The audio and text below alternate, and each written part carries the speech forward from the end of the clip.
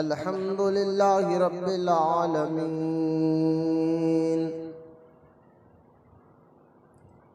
वस्सलातु वस्सलामु अला सय्यिदिल मुरसलीन व अला आलिहि व अस्हाबिहि अजमाइन। अम्मा बाद वक़ाल अल्लाहु तआला फ़िल क़ुरआनिल मजीद फ़अऊज़ु बिल्लाहि मिनश शैतानिर रजीम। बिस्मिल्लाहिर रहमानिर रहीम। फ़ीहा युफ़रक़ु कुल्लु अम्रिन हकीम। आमन्तु बिल्लाहि सदक़ल्लाहुल अलियुल अज़ीम। वक़ाल अल्लाहु तआला फ़ी शानि हबीबिहिल करीम इन्नल्लाहा व मलाइकतहु युसल्लूना अलन नबिय्यि या अय्युहल्लज़ीना आमनू सल्लू अलैहि व सल्लिमू तस्लीमा। अल्लाहुम्मा सल्लि अला सय्यिदिना व मौलाना मुहम्मद मुआदिनिल जूदि वल करम व अला आलिहि व बारिक व सल्लिम सलातन व सलामन अलैका या रसूलल्लाहि सल्लल्लाहु तआला अलैका व सल्लम। अम्मा बाद, हर तारीफ और बड़ाई सिर्फ अल्लाह ताला के लिए है जो सारे जहान का मालिक है, मुख्तार है और जो सारे जहान का पालनहार है। मैं इस बात की गवाही देता हूँ कि अल्लाह ताला के सिवा कोई इबादत के लायक नहीं। वो एक है, उसका कोई साथी और शरीक नहीं। और मैं इस बात की भी गवाही देता हूँ कि आपके हमारे प्यारे आका और मौला हुजूर पुरनूर रहमते कौनैन हज़रत सय्यदना मुहम्मद मुस्तफ़ा अहमदी मुश्तबा सल्लल्लाहु ताला अलैहि वसल्लम अल्लाह ताला के आखिरी रसूल और उसके बरगुज़ीदा बंदे हैं। अल्लाह ताला हुजूर अकरम नूर मुजस्सम रहमत आलम सल्लल्लाहु ताला अलैहि व आलिहि व सहबिहि वसल्लम पर अहले बैत, सहाबाए कराम, ताबईन और तबे ताबईन औलियाए उम्मत पर क़यामत तक बकसरत रहमतें और बरकतें नाजिल फरमाता रहे।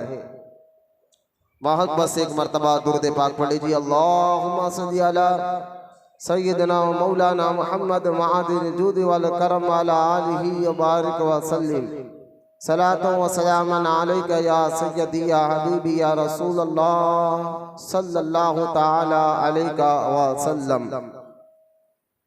बाज़ सामाईन, अस्सलामु अलैकुम व रहमतुल्लाहि व बरकातुहू।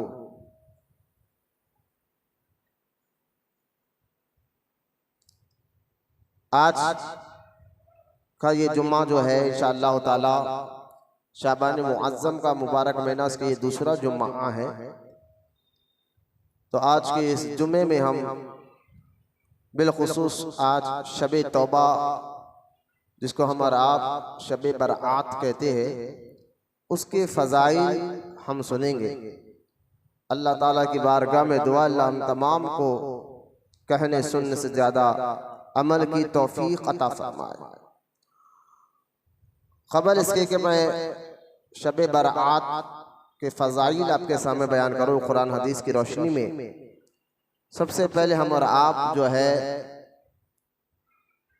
हुजूर रहमत कौनैन सल्लल्लाहु ताला अलैहि वसल्लम की बारगाह अक़दस में दुरूद पाक पढ़ने का क्या फ़ायदा है, अहादीस मुबारका में उसके क्या फ़ज़ाइल आए हैं, मेरी आदत रही है जब भी मैं बयान शुरू करता हूँ तो पहले हुजूर सल्लल्लाहु ताला अलैहि वसल्लम पर दुरूद की फजीलत बताकर ही अपने बयान का आगाज करता हूँ, क्योंकि अल्लाह ताला ने दुरूद पढ़ने वालों को बेशुमार इनामात से नवाजा है।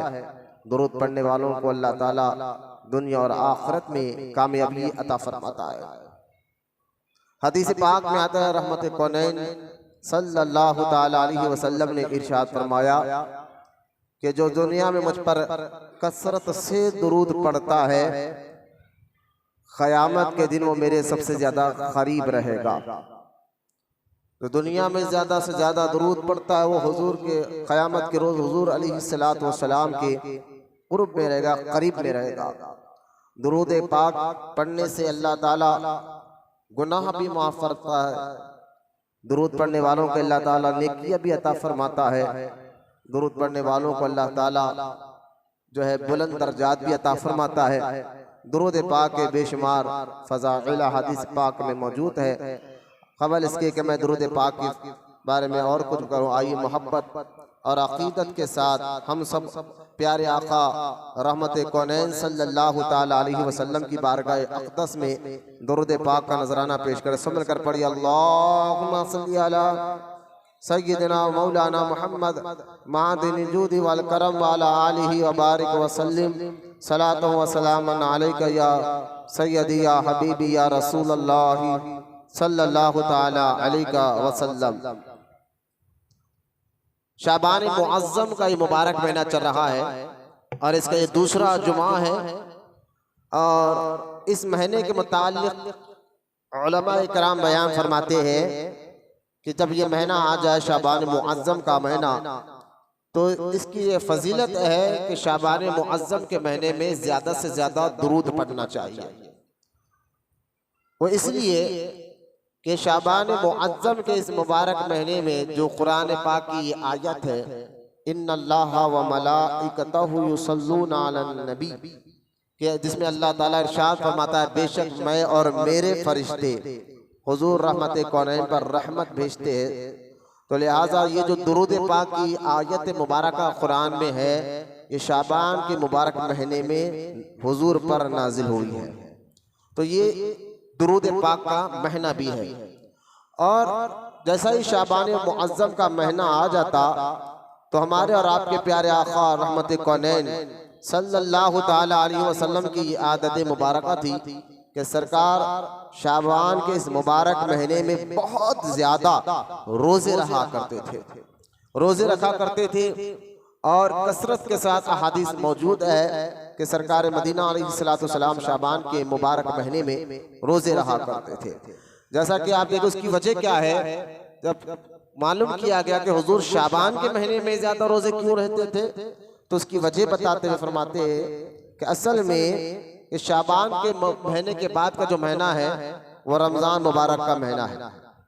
और रमजान शरीफ का ये मुबारक महीना जिसको अल्लाह पाक ने बेशुमार इज्जतों से नवाजा है, तो शाबान में रोजा रहने की वजह ये थी कि ताकि रमजान का अदब किया जाए। आने वाला महीना रमजान मुबारक है, तो पहले से उसका अदब और उसकी इज्जत रखने की खातिर जो है रोजा रहा करते थे बुजुर्गान दीन भी और हुजूर अलैहिस्सलातु वस्सलाम भी शाबान के महीने में। एक वजह ये कि रमजान के अदब के खातिर शाबान में रोजे रहा करते थे।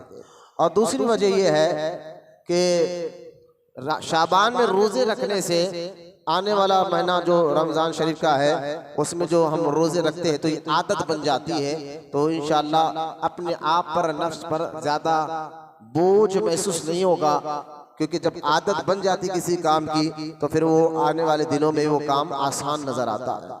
दूसरी वजह यह है। और तीसरी अहम वजह शाबान मुअज़्ज़म के में रोजे रहने की वजह यह थी कि असल में शाबान में जो एक तारीख आती है जिसको निस्फ शाबान कहा जाता है, जिसको हम और आप 15वीं शब कहते हैं, इस शब में अल्लाह ताला जो है लोगों के नामे आमाल की जो फैल है साल भर की वो बंद कर देता है और दूसरी फैल जो है फरिश्तों के हवाले करता है। तो सरकार मदीना अलैहिस्सलातु वस्सलाम फरमाते हैं कि 15वीं शब को साल भर तक का जो मामला है, अगले शाबान से लेकर ये शाबान की 15 तारीख तक कि जो एक साल के जो फरिश्तों को अल्लाह पाक इल्म देता है कि कौन क्या क्या कर रहा है, तो उसकी वो जो फैल बंद होने आ जाती है और वो साल भर के अमाल अल्लाह की बारगाह में पहुंचने वाले होते हैं। तो हुजूर फरमाते हैं कि मेरी ख्वाहिश ये है जब फैल अल्लाह की बारगाह में पहुंचे तो मैं रोजे से लिखा हुआ हूँ। यानी जब फरिश्ते साल भर के फैल बंद करते हैं ना, आपकी और हमारी सब की, तो फरिश्ते ये लिखे कि ये बंदा रोजे की हालत में था। आखिरी में जब ये लफ्ज लिखेंगे फरिश्ते फैल बंद हो जाएंगी और अल्लाह की बारगाह में साल भर के हमारे आमाल पेश होंगे। तो इसलिए अल्लाह की बारगाह में शाबान मुअज्जम का महीने में 15वीं शब को हमारे नामे आमाल अल्लाह की बारगाह में पेश होते हैं। इसलिए हुजूर अलैहिस्सलाम इस मुबारक महीने में कसरत से रोजे रहा करते थे।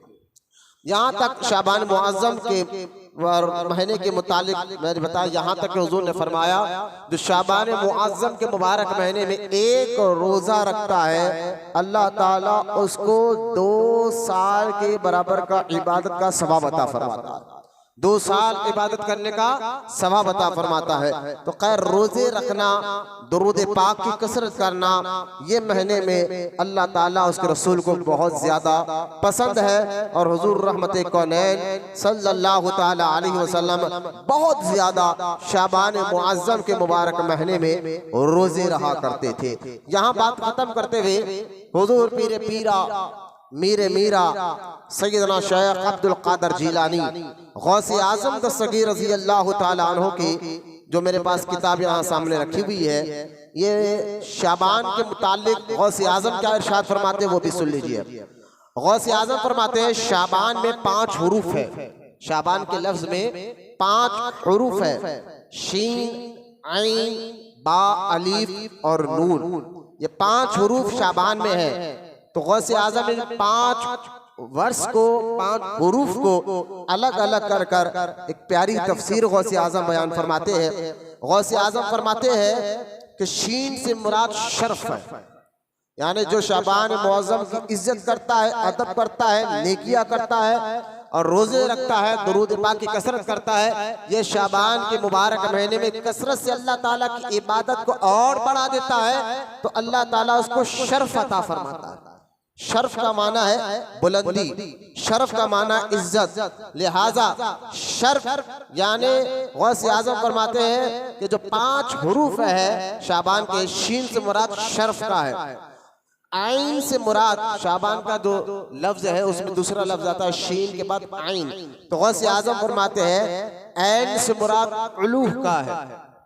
उलू यानी अरबी में जो ऐन लाम वाउ उलू, उलू को, उलू का माना भी है बुलंदी, तरक्की। तो लिहाजा जो शाबान मुअज्जम के मुबारक महीने में जो उसमें रोजे रखता है, नेकिया करता है, एक तो अल्लाह ताला उसको शर्फ यानी इज्जत भी अता फरमाता है, दूसरा उलू या बुलंदी भी अता फरमाता है।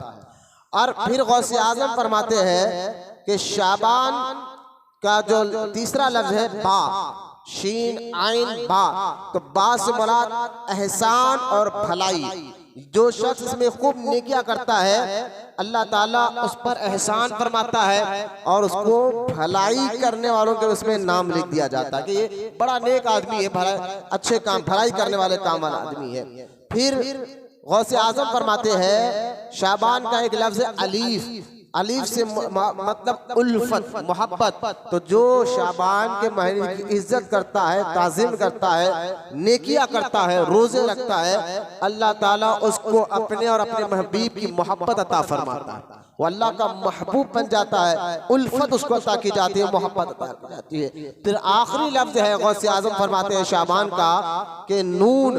तो लिहाजा नून से मुराद नूर है, जो अल्लाह ताला शाबान के मुबारक महीने में इबादत करने वालों को नूर अता फरमाता है। तो ये 5 हुरूफ के 5 अल्फाज ये मैंने नहीं, सरकार गौसे आजम दस्तगीर रज़ी अल्लाह तआला अन्हु ने इसके माना और मफ़हूम बताया है, जो मैं आपके सामने रख रहा हूँ। फिर गौसे आजम फरमाते हैं इस महीने में ये 5 हुरूफ बारगाह इलाही से बंदे के लिए मखसूस होते हैं।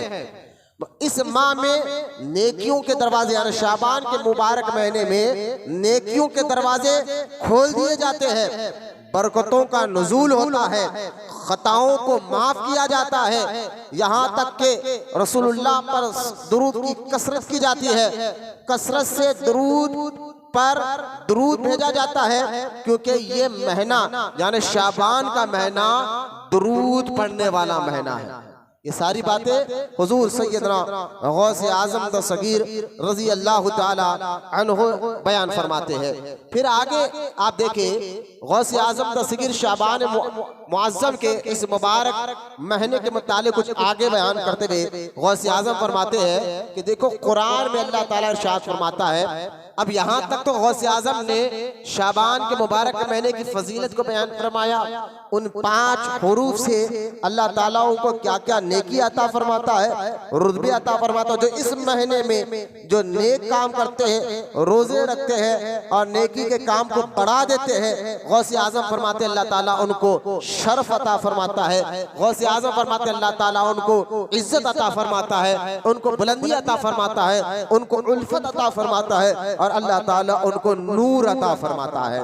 यहाँ बयान करने के बाद गौसे आज़म फरमाते हैं इस महीने में एक रात ऐसी है जिस रात को शब बारात कहते हैं। अब गौसे आज़म शब बारात के मुतालिक यहाँ हदीस पाक को अपनी किताब में जमा फरमाया है। पहले शब बारात के मुतालिक एक और बात मैं आपको कर दूं, शब कहते हैं अरबी में रात को, जैसे कि इंग्लिश में रात को हम नाइट कहते हैं, तो अरबी में रात को शब कहा जाता है, शब बारात। तो जो 15वीं शब होती है यानी अब आने वाली इतवार की जो रात है शब बारात, तो लिहाजा इसको बारात क्यों कहा जाता है?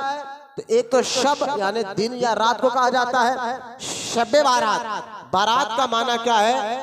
बरात अरबी में बा रा अलीफ ता, इस लफ्ज को कहते हैं बरात। तो बरात का माना है आजादी, आजादी। तो लिहाजा शबे बारात का माना ये हुआ, अहदीस पाक में आता है कि जो शबे बारात में अल्लाह की इबादत करता है और इस रात को जिंदा रखता है, अल्लाह ताला उसको दोज़ख से आजादी अता फरमा देता है।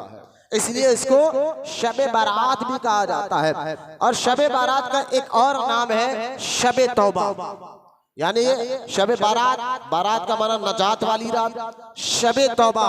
और इसका माना है शबे बारात का दूसरा माना है कि ये रात को अल्लाह ताला बंदों के गुनाहों को माफ फरमाता है और उनकी तौबा को कबूल फरमाता है। तो इसका एक दूसरा नाम है शबे बारात का कि शबे तौबा, यानी वो रात जिस रात को अल्लाह गुनहगारों की बख्शिश फरमाता है। तो शबे बारात भी कहा जाता है, शबे तौबा भी कहा जाता है। फिर एक और नाम इस रात का है शबे बरकत, यानी बरकत वाली रात। इस रात में अल्लाह ताला अपने रहमत के दरवाजे खोल देता है और दुनिया पर, जमीन पर रहमतों का नुज़ूल फरमाता है। लिहाजा शबे बारात को जो है बरकत वाली रात भी कहा जाता है। लिहाजा इस रात के कई नाम अहदीस पाक में मौजूद है। औलिया इकराम ने इस महीने शाबान मुअज़्ज़म में 15वीं शब के कई नाम बयान फरमाए हैं। शबे बारात भी कहा जाता है, शबे जो है बारात भी इसको कहा जाता है, शबे कद जो है शबे तौबा भी कहा जाता है, बरकत वाली रात भी कहा जाता है, मगफिरत वाली रात भी कहा जाता है, रहमत वाली रात भी कहा जाता है। इसके कई नाम बुजुर्गान दीन ने अपनी किताब में लिखे। लेकिन सरकार गौसे आज़म जो इरशाद फरमाते हैं कि ये रात जो 15वीं रात है, क्योंकि आज मेरा टॉपिक है, आज मेरा बयान फजाइल शब बारात पर है, तो आपको मैं इसलिए ये रात आज आने वाली है पहले से हम जो है ना इसकी तैयारी कर ले कि ये कितनी मुबारक रात है और इसमें गाफिल ना रहे, इसलिए पहले से मैं रात आने से पहले इसके कुछ फजाइल आपके सामने बयान कर रहा हूँ जो गौसे आज़म ने अपनी किताब गुनियतुत तालिबीन में लिखा है। गौसे आज़म फरमाते हैं इस रात के बारे में जो शब बारात आने वाली है, गौसे आज़म इरशाद फरमाते हैं अल्लाह ताला सूरत दुक्कान में, सूरत दुक्कान कुरान का दुक्कान जो सूरा है, इसमें अल्लाह ताला इरशाद फरमाता है हामीम वल किताबिल मुबीन इन्ना अनज़लनाहु फी लैलतिन मुबारकह। अल्लाह ताला इरशाद फरमाता है हामीम। अब कुरान की जो ये आयत है हामीम, देखिए कुरान में कुछ उरूफ़े मुक़त्तआत है, कुरान पाक में कुछ जो है उरूफ़े मुक़त्तआत है और इसको हुरूफ मुक़त्तआत इसलिए कहा जाता है कि इस हुरूफ के कुरान की इस आयत का माना अल्लाह बेहतर जानता है और अल्लाह के बताने से हमारे नबी जानते हैं। यानी कुरान की कुछ ऐसी आयतें हैं कुरान में जिसका माना लिखा हुआ नहीं है, आज तक उसका कोई माना नहीं कर सका, मतलब नहीं लिख सका, आज तक भी कोई भी। उसको कुरान में हुरूफ मुक़त्तआत कहा जाता है। जैसा कि आप कहेंगे हुरूफ मुक़त्तआत, ये गौसे आज़म, अभी आगे मैं बताऊंगा गौसे आज़म क्या कह रहे हैं। कुरान में एक जैसा कि है अलिफ लाम मीम, इसका तर्जुमा आज तक कोई नहीं कर सका, क्योंकि जब ये आयत उतरी हमारे नबी पर, अलिफ लाम मीम, जिब्रील अलैहिस्सलाम अल्लाह के हुक्म से हुजूर की बारगाह में लाए और लाकर कहा हुजूर कहिए अलीफ, तो आपने कहा अलीफ, कहा लाम, आपने कहा लाम, आपने कहा मीम, तो आपने भी मीम कहा। तो अब इसका माना जिब्रील अलैहिस्सलाम भी नहीं जानते, इसलिए अली ये माना जो है ना हुरूफ मुक़त्तआत में है और इसका माना सिर्फ अल्लाह जानता है, अल्लाह के बताने से हमारे नबी जानते हैं। अब जिब्रील अलैहिस्सलाम भी हैरान हो कि हुजूर इसका माना क्या है, तो हुजूर फरमाते हैं कि मैं जानता हूं इसका माना क्या है। जैसा कि इसके मिसाल में आपको देकर समझाता हूं कि कुरान में कुछ ऐसे अल्फाज है जिसका माना सिर्फ अल्लाह जानता है और अल्लाह के बताने से हुजूर जानते हैं, उसको हुरूफ मुक़त्तआत कहा जाता है। जैसा कि अलिफ लाम मीम, काफ हा या ऐन स्वाद, हा मीम या सीन, ये ऐसे हुरूफ है कुरान में जिसका माना सिर्फ अल्लाह जानता है और अल्लाह के बताने से हमारे आका रहमत कौनैन सल्लल्लाहु ताला अलैहि वसल्लम जानते हैं। अब तवज्जो फरमाए, जब ये आयत मुबारका नाजिल हुई, जिसकी एक मिसाल देकर मैं आपको समझाता हूँ। अगर कोई दो खास दोस्त आपस में हो, मेरी तरफ तवज्जो दो और एक लफ्ज को गौर करें, मैं रुक रुक कर आपके चेहरों को भी देख रहा हूँ ताकि मेरी बात आपको समझ में आ जाए कि जैसा कि इन दो दोस्त, इसकी मिसाल दे रहा हूं मैं आपको कि इसका माना सिर्फ अल्लाह जानता है और अल्लाह के बताने से नबी जानते हैं। इसका मतलब मैं आपको बता रहा हूं कि जैसा कि दो दोस्त होते हैं तो खास उनका दोस्ताना होता है, तो खास दोस्त जो है ना अपने दोस्त से कुछ काम के लिए कुछ दूर जाने लगता है, तो वो कहता है यार मैं तो जा रहा हूं कुछ काम से, कुछ दिन के लिए, कुछ साल के लिए, लेकिन जब मैं वापस आना होगा तो मुझे खत लिख दूंगा और खत में मैं पूरा डिटेल नहीं लिखूंगा कि दिन को से दिन आ रहा हूँ, कब आ रहा हूँ, बस मैं तुझे ये राज तुझे बता रहा हूँ और किसी को नहीं बता रहा हूँ। खत में मैं लिखूंगा खाफ, अली बा तासा, तो आप पढ़े होंगे ना ये उरूफ, अली बा तासा, तो उसमें आता है खाफ। तो खास दोस्त कहता है कि मैं तुझे कह दूंगा खाफ, खाफ लिखूंगा, तो समझ जाना कि मैं खैरियत से हूं। और जब मैं आने वाला हूंगा तो मैं पूरी डिटेल खत में नहीं लिखूंगा, खाली लिखूंगा जीम, तो इसका मतलब तू समझ जाना कि मैं जल्दी आने वाला हूं।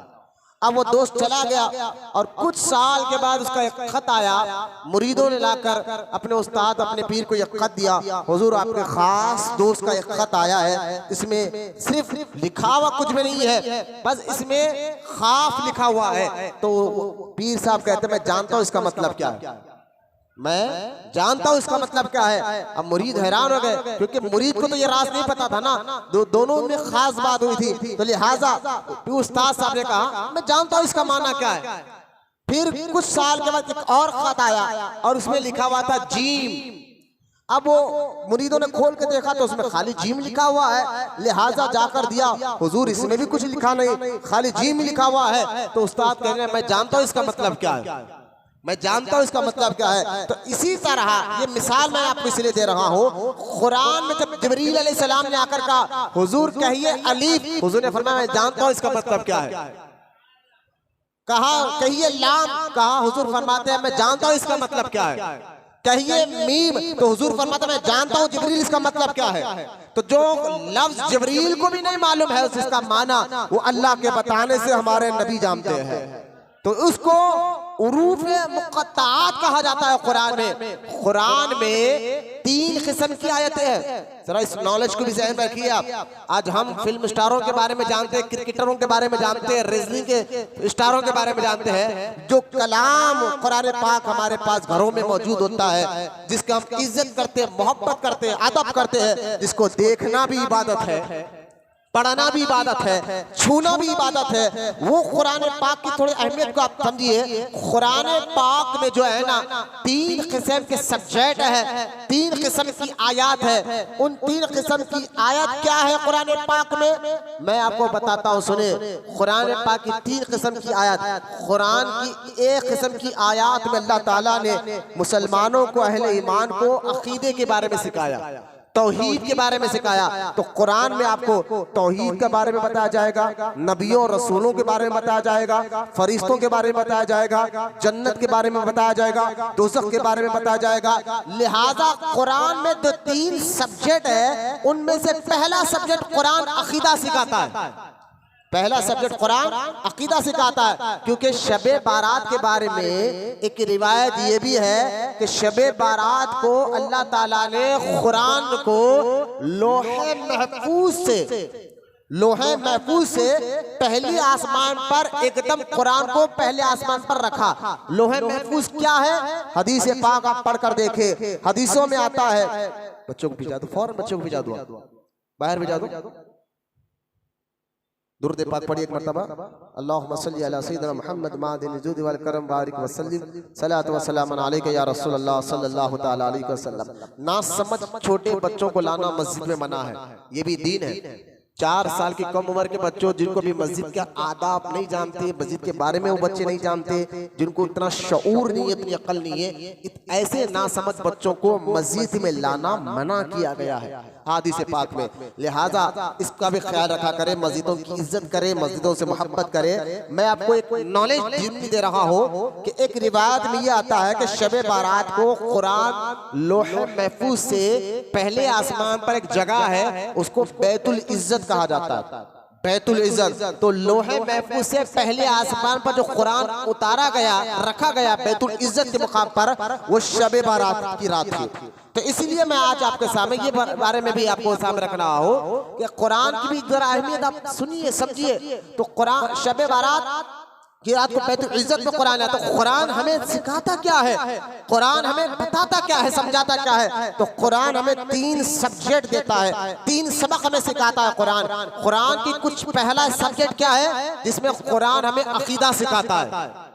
हाँ, कुरान हमें अकीदा सिखाता है। कुरान हमें नबियों का मुकाम बताता है, रसूलों का मुकाम बताता है, बुजुर्गों का मुकाम बताता है, जन्नत के बारे में बताता है, दोज़ख के बारे में बताता है। और कुरान क्या कहता है? ज़ालिकल किताबु ला रैबा फी, ये वो किताब है जिसमें किसी को शक नहीं, ये वो किताब है जिसमें किसी को शक नहीं। लेकिन बात आगे देखिए, अल्लाह फरमाता है लेकिन इस पर ईमान वही लाते हैं, ईमान वही लाते हैं जो गैब की बातों पर यकीन रखते हैं। गैब की बातों में जो यकीन रखते हैं ना, वही इन बातों पर मानते हैं। हम भी गैब, अल्लाह को देखा नहीं लेकिन मानते वो है, वो एक है। जन्नत को देखा नहीं लेकिन गैब है हमारे लिए, तो हम मानते हो कि जन्नत है। दोज़ख हमने देखा नहीं लेकिन मानते हैं कि दोज़ख है। फरिश्तों को हमने देखा नहीं लेकिन मानते हैं। तो गैब की बातों पर जो ईमान लाते हैं ना, अल्लाह उनकी तारीफ कर रहा है कुरान में, जो देखा नहीं लेकिन मानते हैं। हम ईमान वालों को अल्लाह तारीफ कर रहा है कि वो लोग कुरान पर कभी शक नहीं करते। कौन लोग? जो गैब की बातों पर यकीन करते हैं। बोली सुभान अल्लाह। जो गैब की बातों पर यकीन करते हैं। तवज्जो फरमाए। अब गौर करने की बात यह है कि कुरान पाक जिस पर ईमान रखना, और एक मैं क्लियर कर देता हूं ताकि बात और आसान करके समझ में आ जाए, जो मोटे जहन के लोग भी उनको भी आसानी से बात समझ में आ जाए। आप देखिए, एक किताब अगर मैं लिखूं किसी मौजू पर, किताब अगर मैं लिखूं किसी के बारे में, आगे चलकर उस किताब में गड़बड़ी हो सकती है, आगे चलकर उस किताब में कुछ गड़बड़ी हो सकती है, होता भी है। हमारे बुजुर्गाने दीन की किताबों में भी लोगों ने कुछ गलत मलत लिख दिया। उन्होंने कहा कुछ था, लिखा कुछ, समझे ना? कहा कुछ था, लिखा कुछ। तो बुजुर्गाने दीन की किताबों में भी लोग गड़बड़ी कर देते अपनी तरफ से। लेकिन कुरान लेकिन कुरान के जो मैं लफ्ज जो बता रहा हूँ, तर्जुमा तो गड़बड़ी कर रहे हैं, कुरान का माना मफहूम बताने में वहाबी भी गड़बड़ी करता है, लेकिन कुरान का जो मतन अरबी में यकीन जानिए आज तक इसमें कोई गलत मलत नहीं कर सका। क्यों? क्योंकि कुरान रब का कलाम है और अल्लाह ने इसकी हिफाजत अपने जिम्मे कर्म पर लिया है। एक बात कि कुरान में कोई तब्दीली नहीं कर सकता, कोई गलत मलत नहीं कर सकता। मैं कुरान के तर्जुमे की बात नहीं कर रहा हूँ, तर्जुमे में गड़बड़ी की गई है। जो आयात कुरान में अल्लाह ताला ने, देखिए हुजूर के सामने, हुजूर के दौरे मुबारका में हुजूर के सामने मुशरिकीन थे। कौन थे? मक्के के लोग मुशरिकीन थे जो मूर्तियों की इबादत करते थे। तो अल्लाह ताला ने कुरान में उसी में हुजूर को कहा, हबीब कहिए मुशरिकों से कहिए कि ये जो पत्थर की मूर्तियां है ना, ये तुम्हारा कोई मदद नहीं कर सकते, तुम्हें कोई फायदा नहीं पहुंचा सकते, तुम्हारा कोई मुश्किल दूर नहीं कर सकते। इनको कहो। ये आयत तो उतरी किसके हक में? हुजूर के जरिए मुशरिकों को बताने के लिए। लेकिन उन्हीं आयतों को वहाबी क्या करते हैं, मजहब ये करते हैं कि जो आयत अल्लाह ताला ने, गौर से सुनिए, मैं बहुत स्लो अंदाज में आपको समझा रहा हूँ, कुरान में जो आयत अल्लाह ताला ने हुजूर के जरिए मुशरिकों को कहा, क्या कहा कि ये जो मुशरिक अल्लाह की इबादत छोड़कर गैरों की इबादत कर रहे हैं, उनसे मदद मांग रहे हैं। तो मुशरिक किससे मदद मांगता था? ये सब आप जानते हैं। मुशरिकीन पत्थरों की मूर्तियों की इबादत करते थे, उनसे मदद मांगते थे, उनकी तरफ वाहवा करते थे। तो अल्लाह ताला ने कहा, हबीब इनसे कहिए, किनसे कहिए? जो आपके हुजूर के सामने मुशरिक थे, कलमा पढ़ने वाला मुसलमान नहीं था, मुशरिक थे आपके सामने। अल्लाह पाक ने कहा, हबीब इनसे कहिए अल्लाह को छोड़कर गैर की इबादत करने से कोई फायदा नहीं, और उनसे मदद मांगना, उनको मुश्किल कुशा समझना ये गलत है। मुश्किल अल्लाह हटाता है, परेशानियां अल्लाह हटाता है।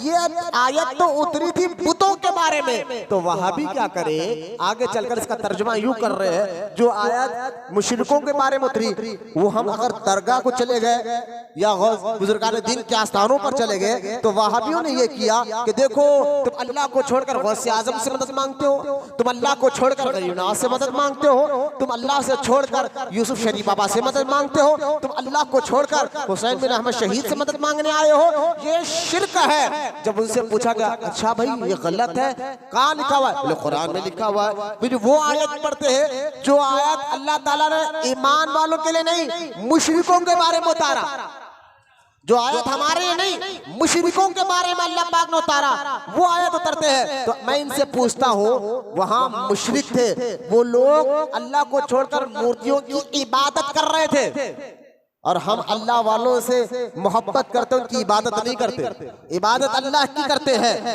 पहला बात। और दूसरी बात यह है कि मदद, हमारा अकीदा यही है कि हम वलियों के पास भी आते हैं तो हमारी सोच, हमारी नीयत, हमारा फिक्र यही होता है कि हम वलियों के पास भी आते हैं तो हमारी सोच ये होती है मदद अल्लाह ही करता है, मुश्किल अल्लाह ही हटाता है, परेशानी अल्लाह ही हटाता है। लेकिन अल्लाह वाले उनके जरिए है, उनके महबूब है। अल्लाह पाक अपने महबूब की बात को टालता नहीं है।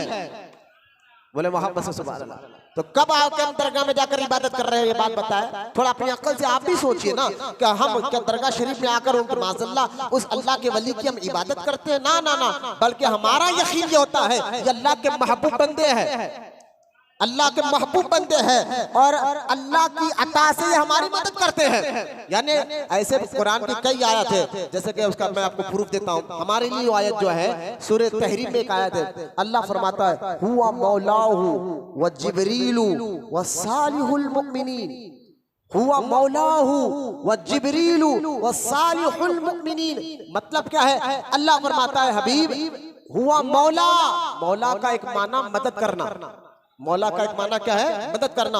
अल्लाह फरमा रहा है, कुरान की आयत है, हुआ मौला, ए हबीब हुआ मौला, तुम्हारा मददगार तो अल्लाह है, तुम्हारा मददगार तो अल्लाह है। फिर फरमा जिब्रील, और जिब्रील भी तेरी मदद करते हैं। आज वहाबी कहते हैं नहीं अल्लाह मदद करता और कोई मदद नहीं करते। मैंने कहा फिर ये कुरान की आयत है ना जिसमें अल्लाह खुद कह रहा है जिब्रील भी मदद करते हैं, तो क्या फतवा पर अल्लाह पर लगाएगा? तो कुरान का असल में इन्होंने पढ़ा, कुरान को समझा नहीं। तो अल्लाह फरमाता हुआ मौलाहू व जिब्रील, ऐ हबीब अल्लाह भी तेरी मदद करता है, जिब्रील भी तेरी मदद करते हैं, व सालिहुल मुमिनीन, और मोमिनीन भी तेरी मददगार करते हैं। तो मदद एक है कि ये समझना कि औलिया अल्लाह खुद से मदद करते हैं, और एक है अल्लाह की अता से मदद करते हैं। दोनों में वो जमीन आसमान का फर्क है। कोई भी मुसलमान जो है ना अहले सुन्नत व जमात का सुन्नी जन्नती मुसलमान कभी ये यकीन नहीं करता कि गौसे आजम खुद से मदद करते हैं, गरीब नवाज खुद से मदद करते हैं। ना, सबका यकीन यही है अल्लाह की अता से गौसे आजम मदद करते हैं, अल्लाह की अता से गरीब नवाज मदद करते हैं, अल्लाह की अता से बंदा नवाज मदद करते हैं। तो ऐसा यकीदा रखना ये कुरान के खिलाफ नहीं बल्कि कुरान की मिजाज के बराबर है। तो कुरान पढ़ना और है, समझना और है। जो आयत, तो खैर कुरान में जो आयतें हैं उसमें 3 किस्म की आयतें मैं आपको बता रहा था, क्योंकि शाबान के मुबारक महीना जो पहले आसमान पर कुरान आया है, तो थोड़ा कुरान की अहमियत को भी समझिए। मैं पहले आपको ये अकीदा कर रहा था, ये बता रहा था कि कुरान में कोई रद्द बदल नहीं कर सकता।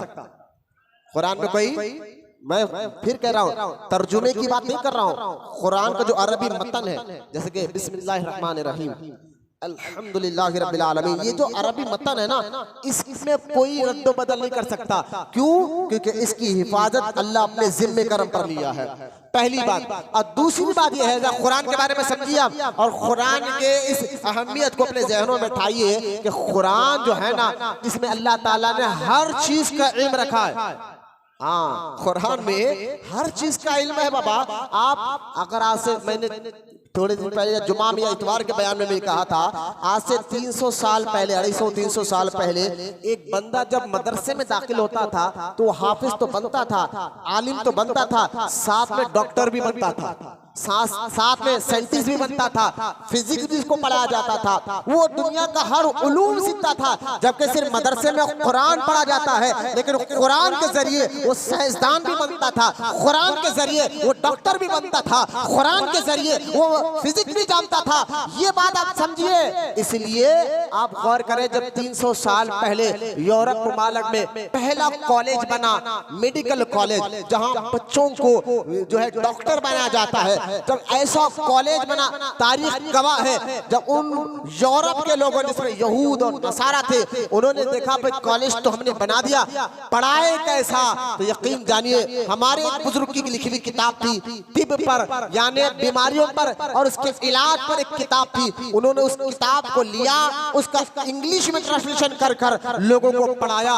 यानी मुसलमान वो कौम है जो कुरान में पहली आयत उतर रही है, अल्लाह कुरान में फरमाता है इक़रा, पढ़ी है। तो लिहाजा जब तक हम पढ़ते थे ना, अल्लाह हमें इज्जतों से नवाजता था। गैर भी हमारे यहाँ आकर झुकते थे, गैर भी हमारे यहाँ आकर झुकते थे, हमारे अलावा को कोई चारा ही नहीं था। क्यों?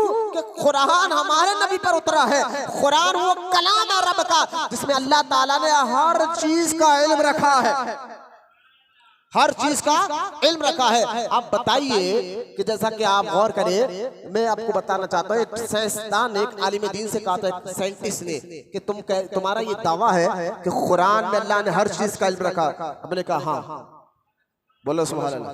तो साइंटिस्ट कहने लगा कि एक काम बताइए कि हम एक ऐसी सवारी बनाना चाहते हैं, ऐसी एक गाड़ी बनाना चाहते हैं जो है उस पर इंसान जब बैठे तो उसकी सवारी जो है करंट से भी ज्यादा स्पीड जाए, करंट से भी स्पीड है ना। करंट की स्पीड आप जानते हैं ना, जो ये लाइट है, करंट है, इसकी स्पीड यहाँ आप साइंसदानों से पूछे, अगर आप यहाँ बल्ब लगाए और उसका वायर पूरी दुनिया में फिरा कर रहा है, मिसाल दे रहा हूँ, अगर यहाँ बल्ब लगाया और उसका वायर पूरी दुनिया का राउंड लगाकर लाकर यहाँ स्विच में लगाए और फिर बटन ऑन करे, साइंटिस्ट कहते हैं कि बिजली पूरी दुनिया का राउंड सिर्फ 9 सेकंड में तय करेगी। कितने सेकंड में?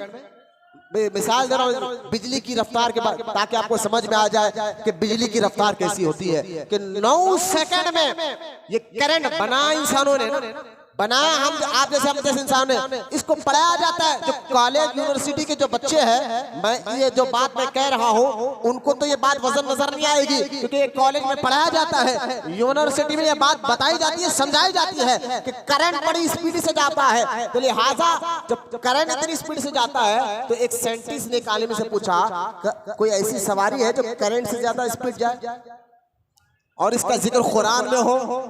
तुम कह रहे हैं क्योंकि आज से बताइए, आज से 400-500 साल पहले लोगों को जहाज का कहाँ इल्म था, लोगों को ट्रेन का कहाँ इल्म था। वो दौर तो या तो घोड़ों पर होता था, या तो ऊंटों पर होता था, या तो फिर खच्चर पे होता था, या तो गधों पे होता था, या तो लोग पैदल जाया करते थे। किसी को गुमान था कि आगे जाकर ट्रेन बनेगी, किसी को गुमान था आगे जाकर प्लेन बनेगा, किसी को गुमान शक भी नहीं था कि आगे जाकर फोन, वो भी ऐसा कि यहाँ से अमेरिका जाने के लिए प्लेन 18 घंटे लेता है, लेकिन अगर आप फोन करो तो 1 सेकंड में यहाँ की आवाज वहां चले जाती है और वहां की आवाज यहाँ आती है, सेकंड का भी हिस्सा नहीं लगता। ऐसी टेक्नोलॉजी, ऐसी साइंस ने तरक्की कर ली है। तो अब और तरक्की करते हुए जब ये दावा हमारा है कि कुरान में अल्लाह ताला ने हर चीज का इल्म रखा है, कुरान में अल्लाह ने हर चीज का इल्म रखा है, जहां कुरान नमाज की बात करता है, जहां कुरान रोजे की बात करता है, जहां कुरान हज की बात करता है, जहां कुरान ज़कात की बात करता है, जहां कुरान सिला रहमी की बात करता है, जहां कुरान आपस में मोहब्बत में रहने की बात करता है,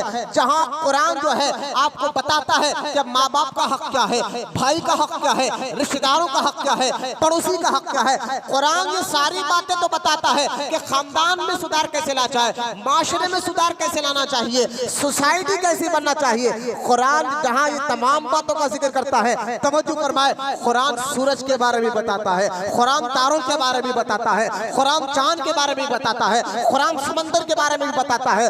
कुरान जो है ना 18,000 मखलूकात का भी जिक्र कुरान करता है। लेकिन शर क्या है, उसको पढ़े और समझे। हम उसको सिर्फ बरकत के तक रख दिए है, या तो किसी के मौता में हम कुरान निकालते हैं, या जो है ना कोई फातिहा के मसले में हम कुरान निकालते हैं, या बरकत के लिए कुरान निकालते हैं। हाल हमारा ये हो गया है, गैरों ने कुरान पढ़कर तरक्की की, गैरों ने कुरान, आज ये मोबाइल का जिक्र है ना, मोबाइल का जरा तवज्जो फरमाए। मैं कुरान की कुछ रोशनाई के बारे में आपके सामने रख रहा हूँ ताकि आपको मेरी बात समझ में आ जाए। 500 साल पहले के बुजुर्ग है इमाम फखरुद्दीन राजी रहमतुल्लाह अलैह, 500 साल 600 साल पुराना आपका दौर है। इमाम फखरुद्दीन राजी इनका नाम है।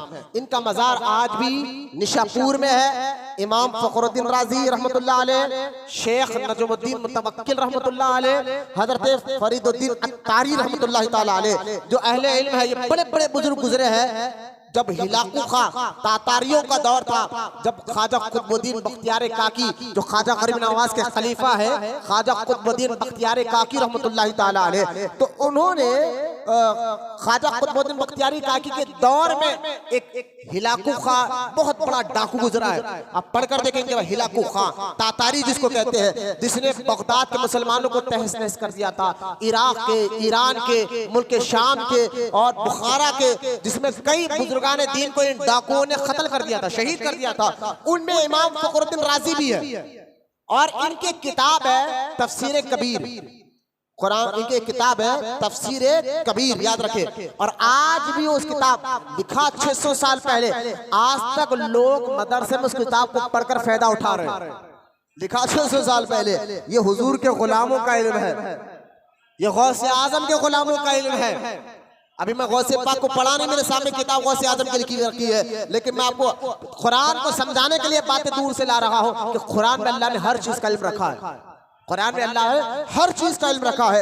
लिहाजा आप गौर फरमाए कि इमाम फखरुद्दीन राजी रहमतुल्लाह ताला अलैह 500-600 साल पुरानी बात है। किसी ने एक दिन शख्स ने आकर उनसे सवाल किया, हुजूर कोई दुनिया में ऐसा आला बन सकता है, ऐसा आला बन सकता है कि जिस आले से बंदा बैठा अपने घर में हो और दूर कई हजार किलोमीटर दूसरा बंदा बैठा हो और ये अपने घर में बैठकर उससे बात करे? ऐसा कोई बन सकता है आला? तवज्जो फरमाए, कब की बात है ये? अभी साइंसदानों ने फोन का तस्वुर भी नहीं दिया था, 600 साल पुरानी बात है। लिहाजा उस दौर के मुसलमान कुरान हदीस पर अमल करते थे ना, अब देखिए जवाब सुन इसका फैज कैसे मिलता है, दिल रोशन हो जाता है, दिमाग रोशन हो जाता है। इमाम फखरुद्दीन राजी रहमतुल्लाहि ताला अलैह से जब पूछा गया ऐसा मुमकिन है, ऐसा कोई आला बन सकता है, तो इमाम फखरुद्दीन राजी ने फरमाया हाँ ऐसा मुमकिन है, ऐसा आला बन सकता है।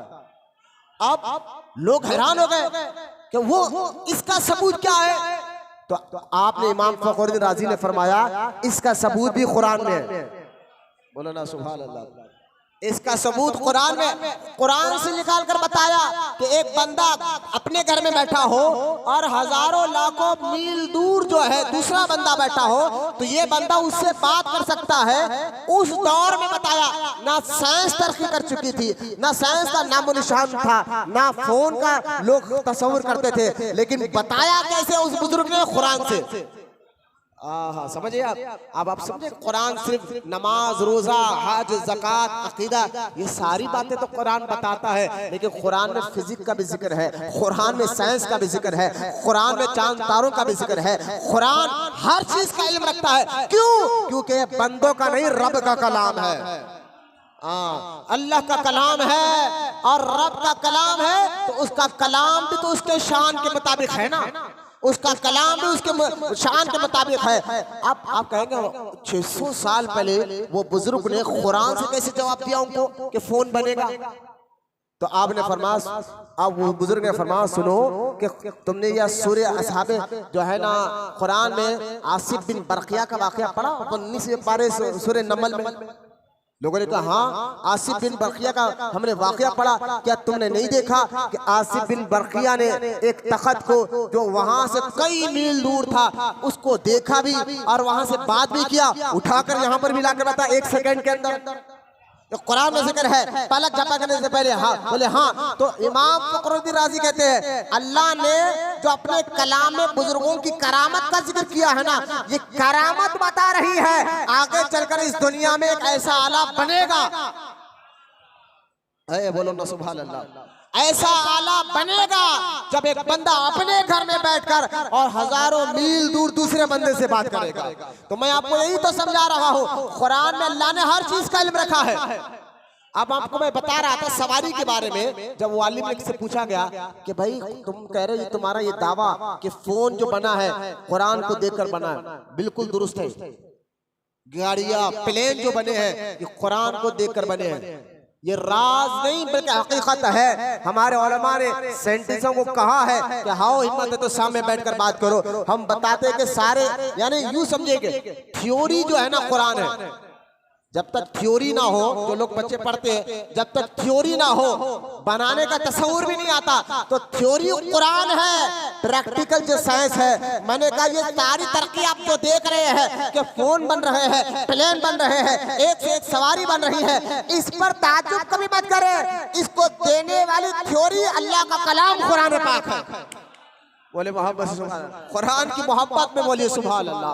ये रब का कलाम जो हम हाथ में लेकर फिरते हैं और सीने में बसाए हुए हैं, इसको समझिए आप उसकी खासियत क्या है। क्योंकि आप गौर करो आलिम दीन ने जवाब क्या दिया जब उन्होंने कहा कोई ऐसी सवारी, कुरान में सबूत है कि ऐसी कोई सवारी बन सकती है जो बिजली से ज्यादा स्पीड हो, बिजली से ज्यादा स्पीड हो और उस पर इंसान बैठ कर भी जाए, उस पर इंसान बैठ कर भी जाए। अब वो आलिम दीन ने प्यारा जवाब देते उस डॉक्टर का मुंह बंद किया। बोला तुम लोग अब रिसर्च कर रहे हो इस बात पर कि कोई सवारी ऐसी बना दे, कोई कार, कोई प्लेन ऐसा बना है जो बिजली से ज्यादा स्पीड जाए और इंसान उस पर बैठकर आसान सफर करे। तुम लोग ये आज कोशिश कर रहे हो। 1400 साल पहले अल्लाह ताला ने अपने हबीब को बुराक पर बिठाकर अपने पास बुलाया और वापस भिजाया। हुजूर ने पहले कर बता दिया है। बुराक बिजली से एक लफ्ज है ना, बुराक, जिस पे हुजूर बैठकर अल्लाह से मुलाकात के लिए गए।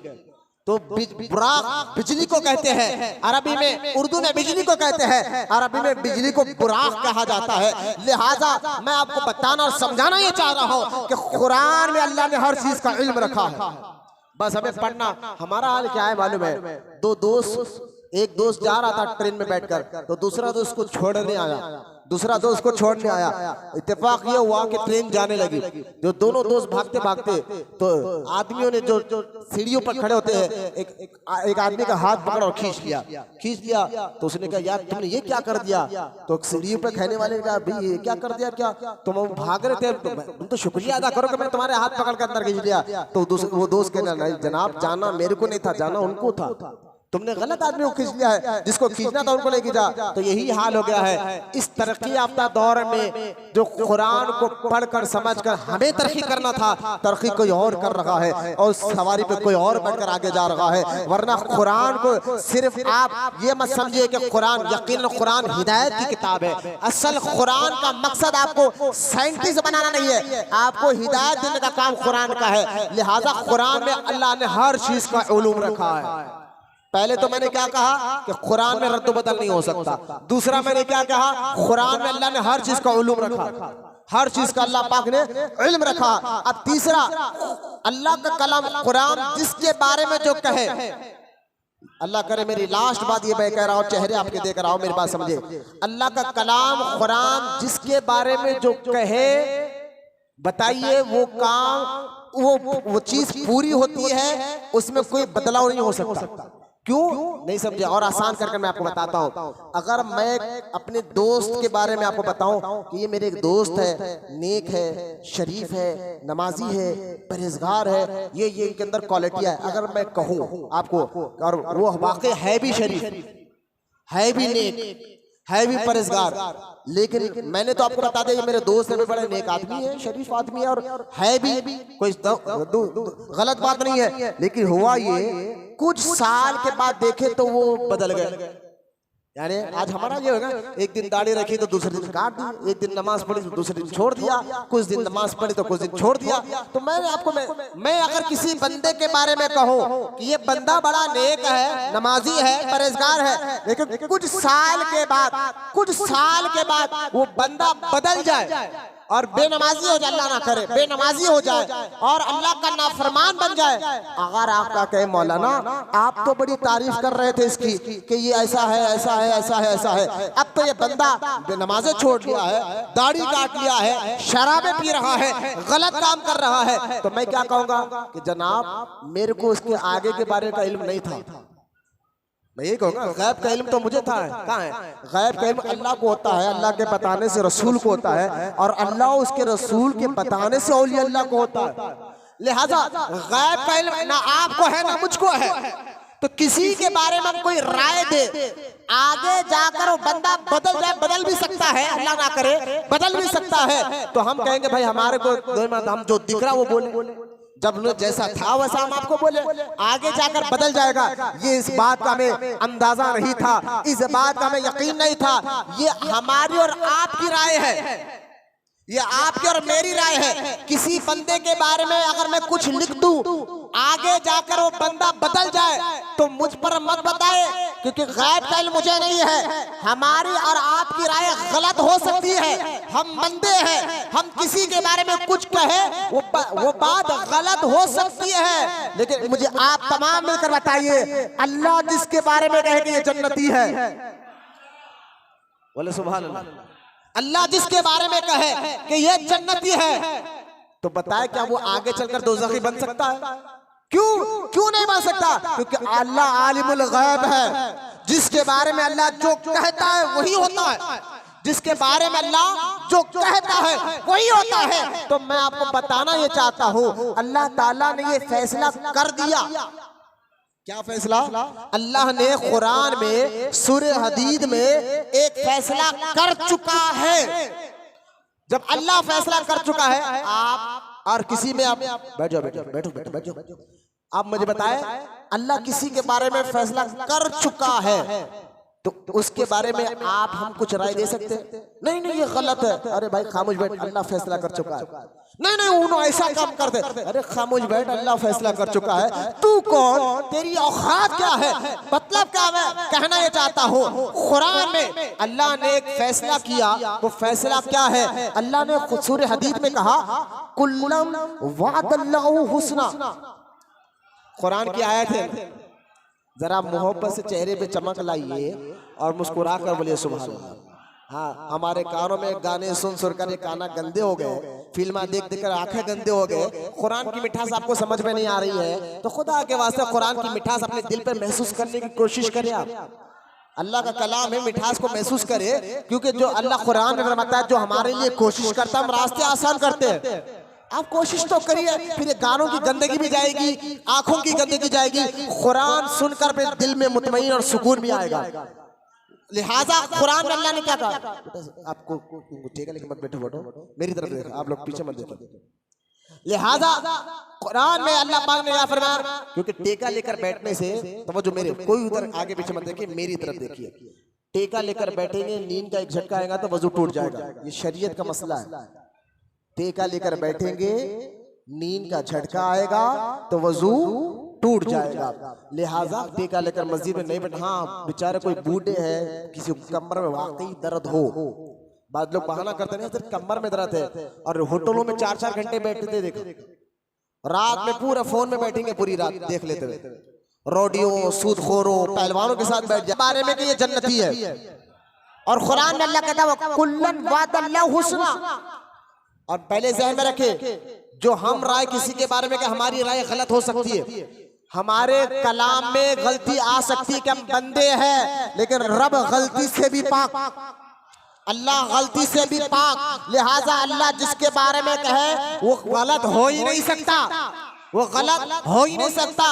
आप कहेंगे मौलाना वो कौन से लोग हैं जिनके बारे में अल्लाह ने कहा कि तमाम के तमाम जन्नती है, जिनके बारे में अल्लाह ने कुरान में कहा हबीबी तमाम के तमाम जन्नती है, उन ग्रोह को सहाबा इकराम कहा जाता है।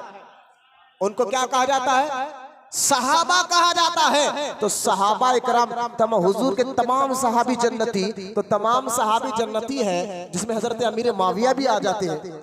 अमीर माविया रजी अल्लाह ताला अन्हु सहाबी रसूल है, हुजूर के साले है, और उम्मे हबीबा जो हुजूर के मुकद्दस बीबी उनके सगे भाई है, और इमाम हसन रजी अल्लाह ताला अन्हु ने उनसे सुलह की है, उनसे सुलह की है। तो बताइए फिर उनके बारे में शक करना और गालियां देना, उनके बारे में ऐल खैल बकने वाला मुसलमान नहीं हो सकता। मुसलमान तो वो है जो अल्लाह उसके रसूल के फैसले पर राजी होता है।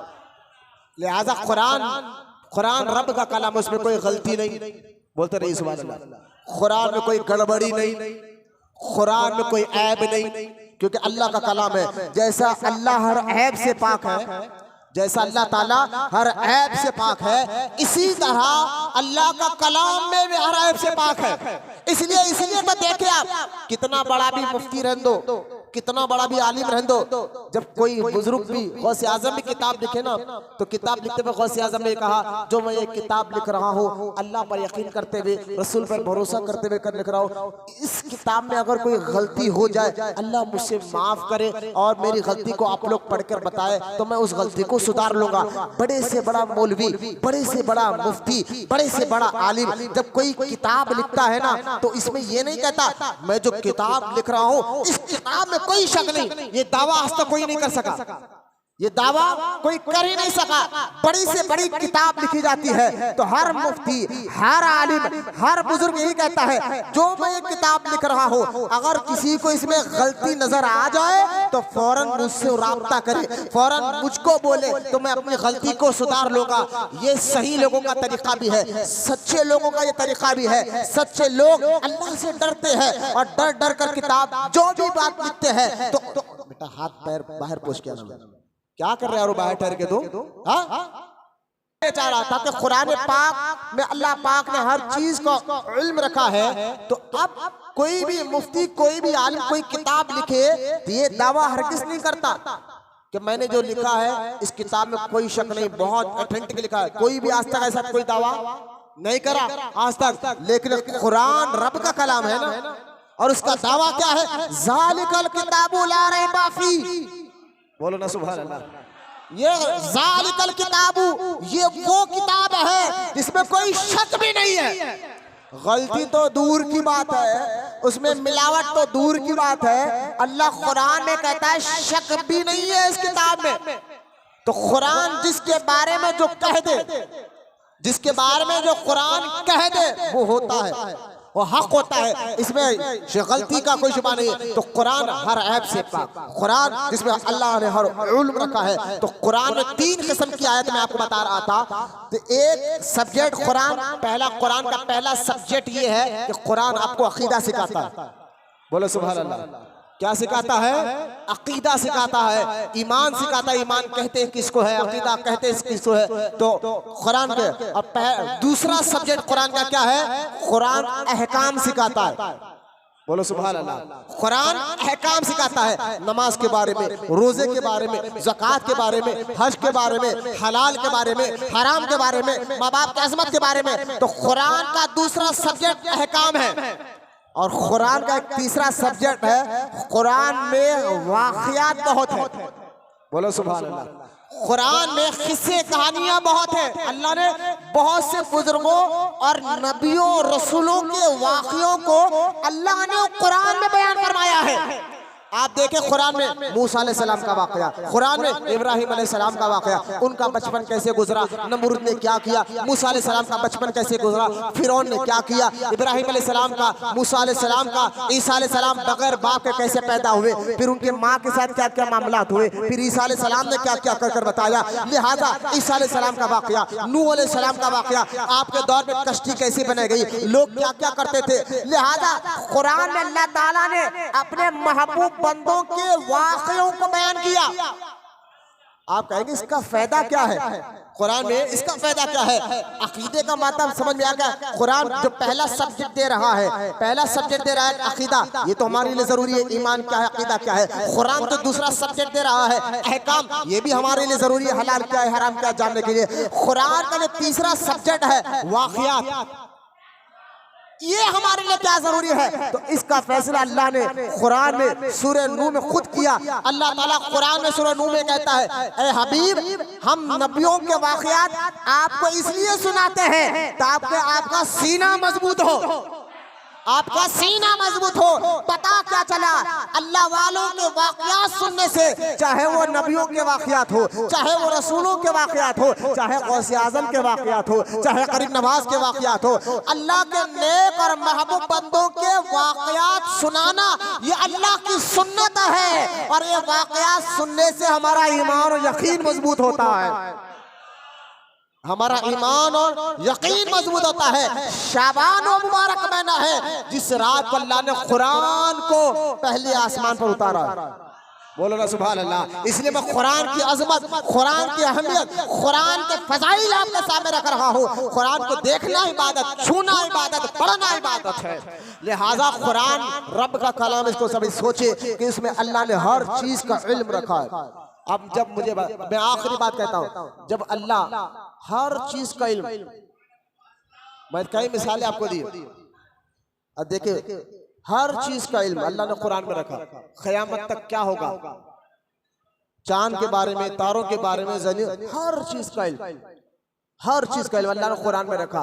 और सूरह यासीन में कहते हैं वकुल्लन हबीब, सारी शय खुश और तर, हर चीज का जिक्र हमने अपने कलाम में कर दिया।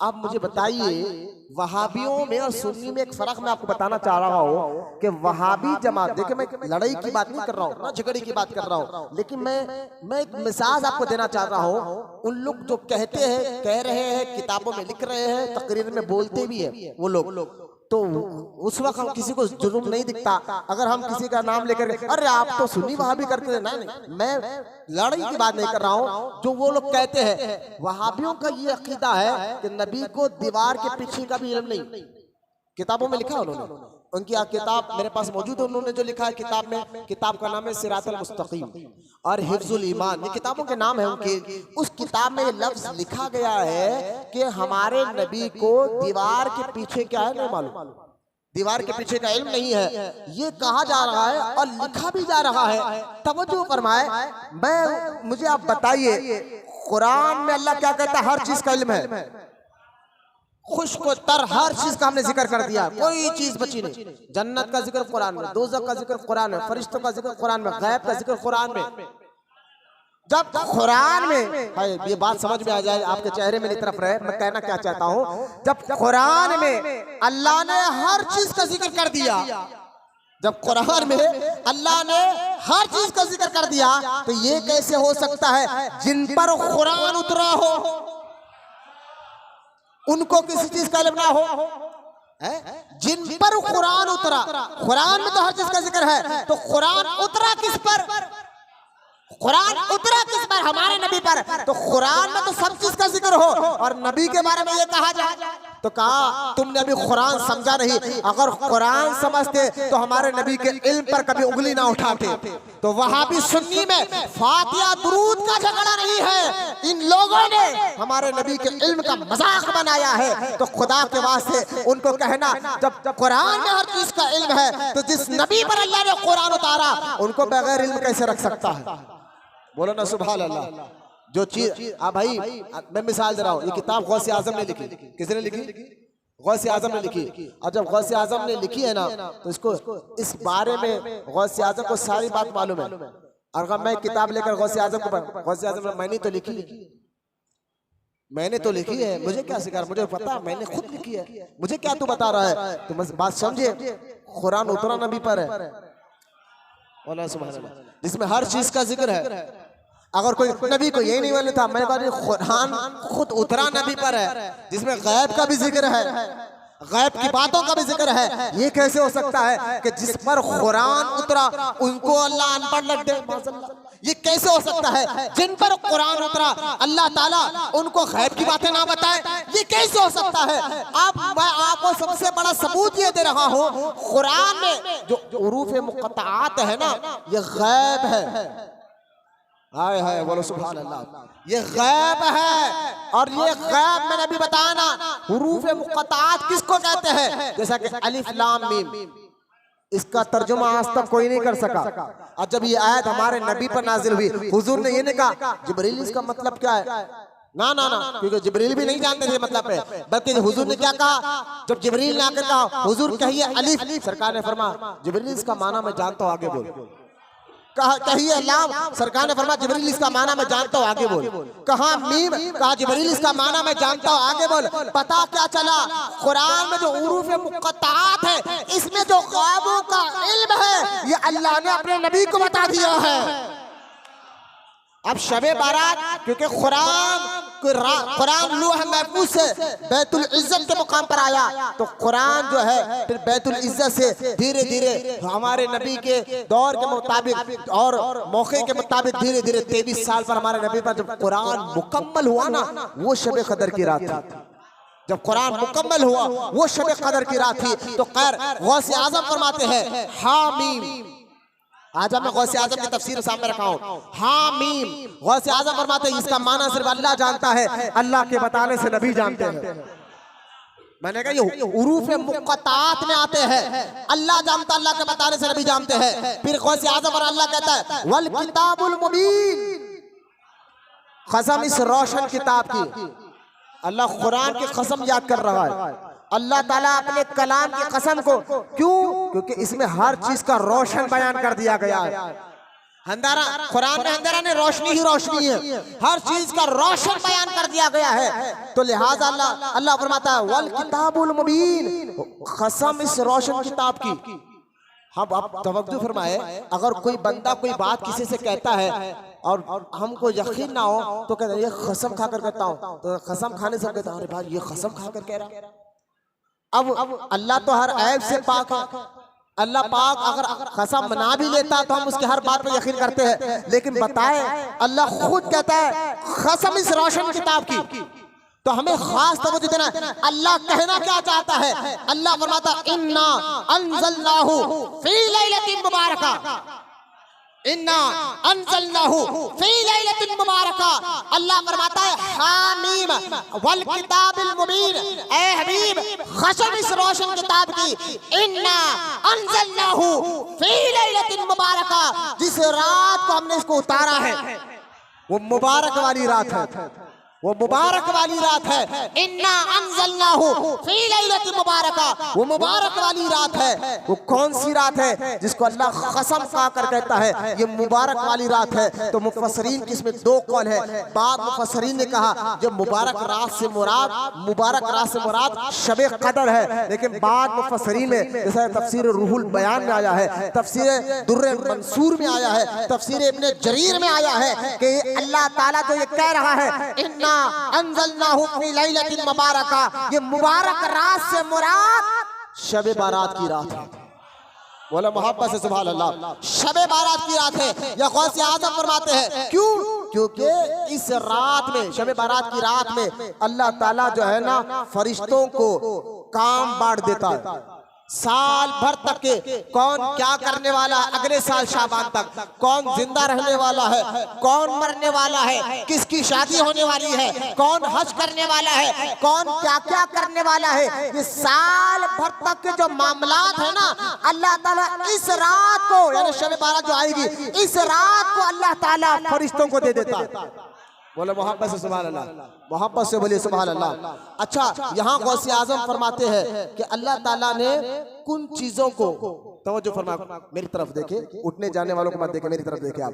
अल्लाह ताला ने कुरान में कुछ चीजों को अल्लाह ने मुबारक कहा, कुछ चीजों को अल्लाह ने मुबारक कहा। गौसे आजम फरमाते उन कुन चीजों में क्या है? तो गौसे आजम फरमाते एक तो अल्लाह ने कुरान को मुबारक कहा, दूसरा अल्लाह ने कुरान पानी को, जो आसमान से पानी बरसता है, अल्लाह ने उस पानी को भी मुबारक कहा। यहाँ पर आयतें पढ़ सकता हूँ लेकिन वक्त नहीं इतना जितना मैं आपके सामने बोल सकूं। पानी को अल्लाह ने मुबारक कहा। फिर गौसे आजम फरमाते हैं जैतून के तेल को अल्लाह ने मुबारक कहा, जैतून को अल्लाह ने मुबारक कहा। दो, फिर गौसे आजम फरमाते हैं अल्लाह ने ईसा अलैहिस्सलाम को भी मुबारक कहा। बोलो सुभान अल्लाह। यहाँ आयतें लिखी हुई है तो लिहाजा अल्लाह ताला ने ईसा अलैहिस्सलाम को मुबारक कहा। अब फिर गौसे आज़म आगे फरमाते हैं कि सुनो, अल्लाह ने काबे को भी मुबारक कहा। मक्के में जो काबा है, ये गौसे आज़म की तफसीर गुनियत तालिबीन आपके सामने पढ़ रहा हूँ। किताब गुनियत तालिबीन खुद गौसे आज़म ने लिखा है। सिर्फ हमको 11वीं के हद तक ना रखे, फातिहा के हद तक ना रखे, इन बुजुर्गों की तालीमात भी पढ़िए आप।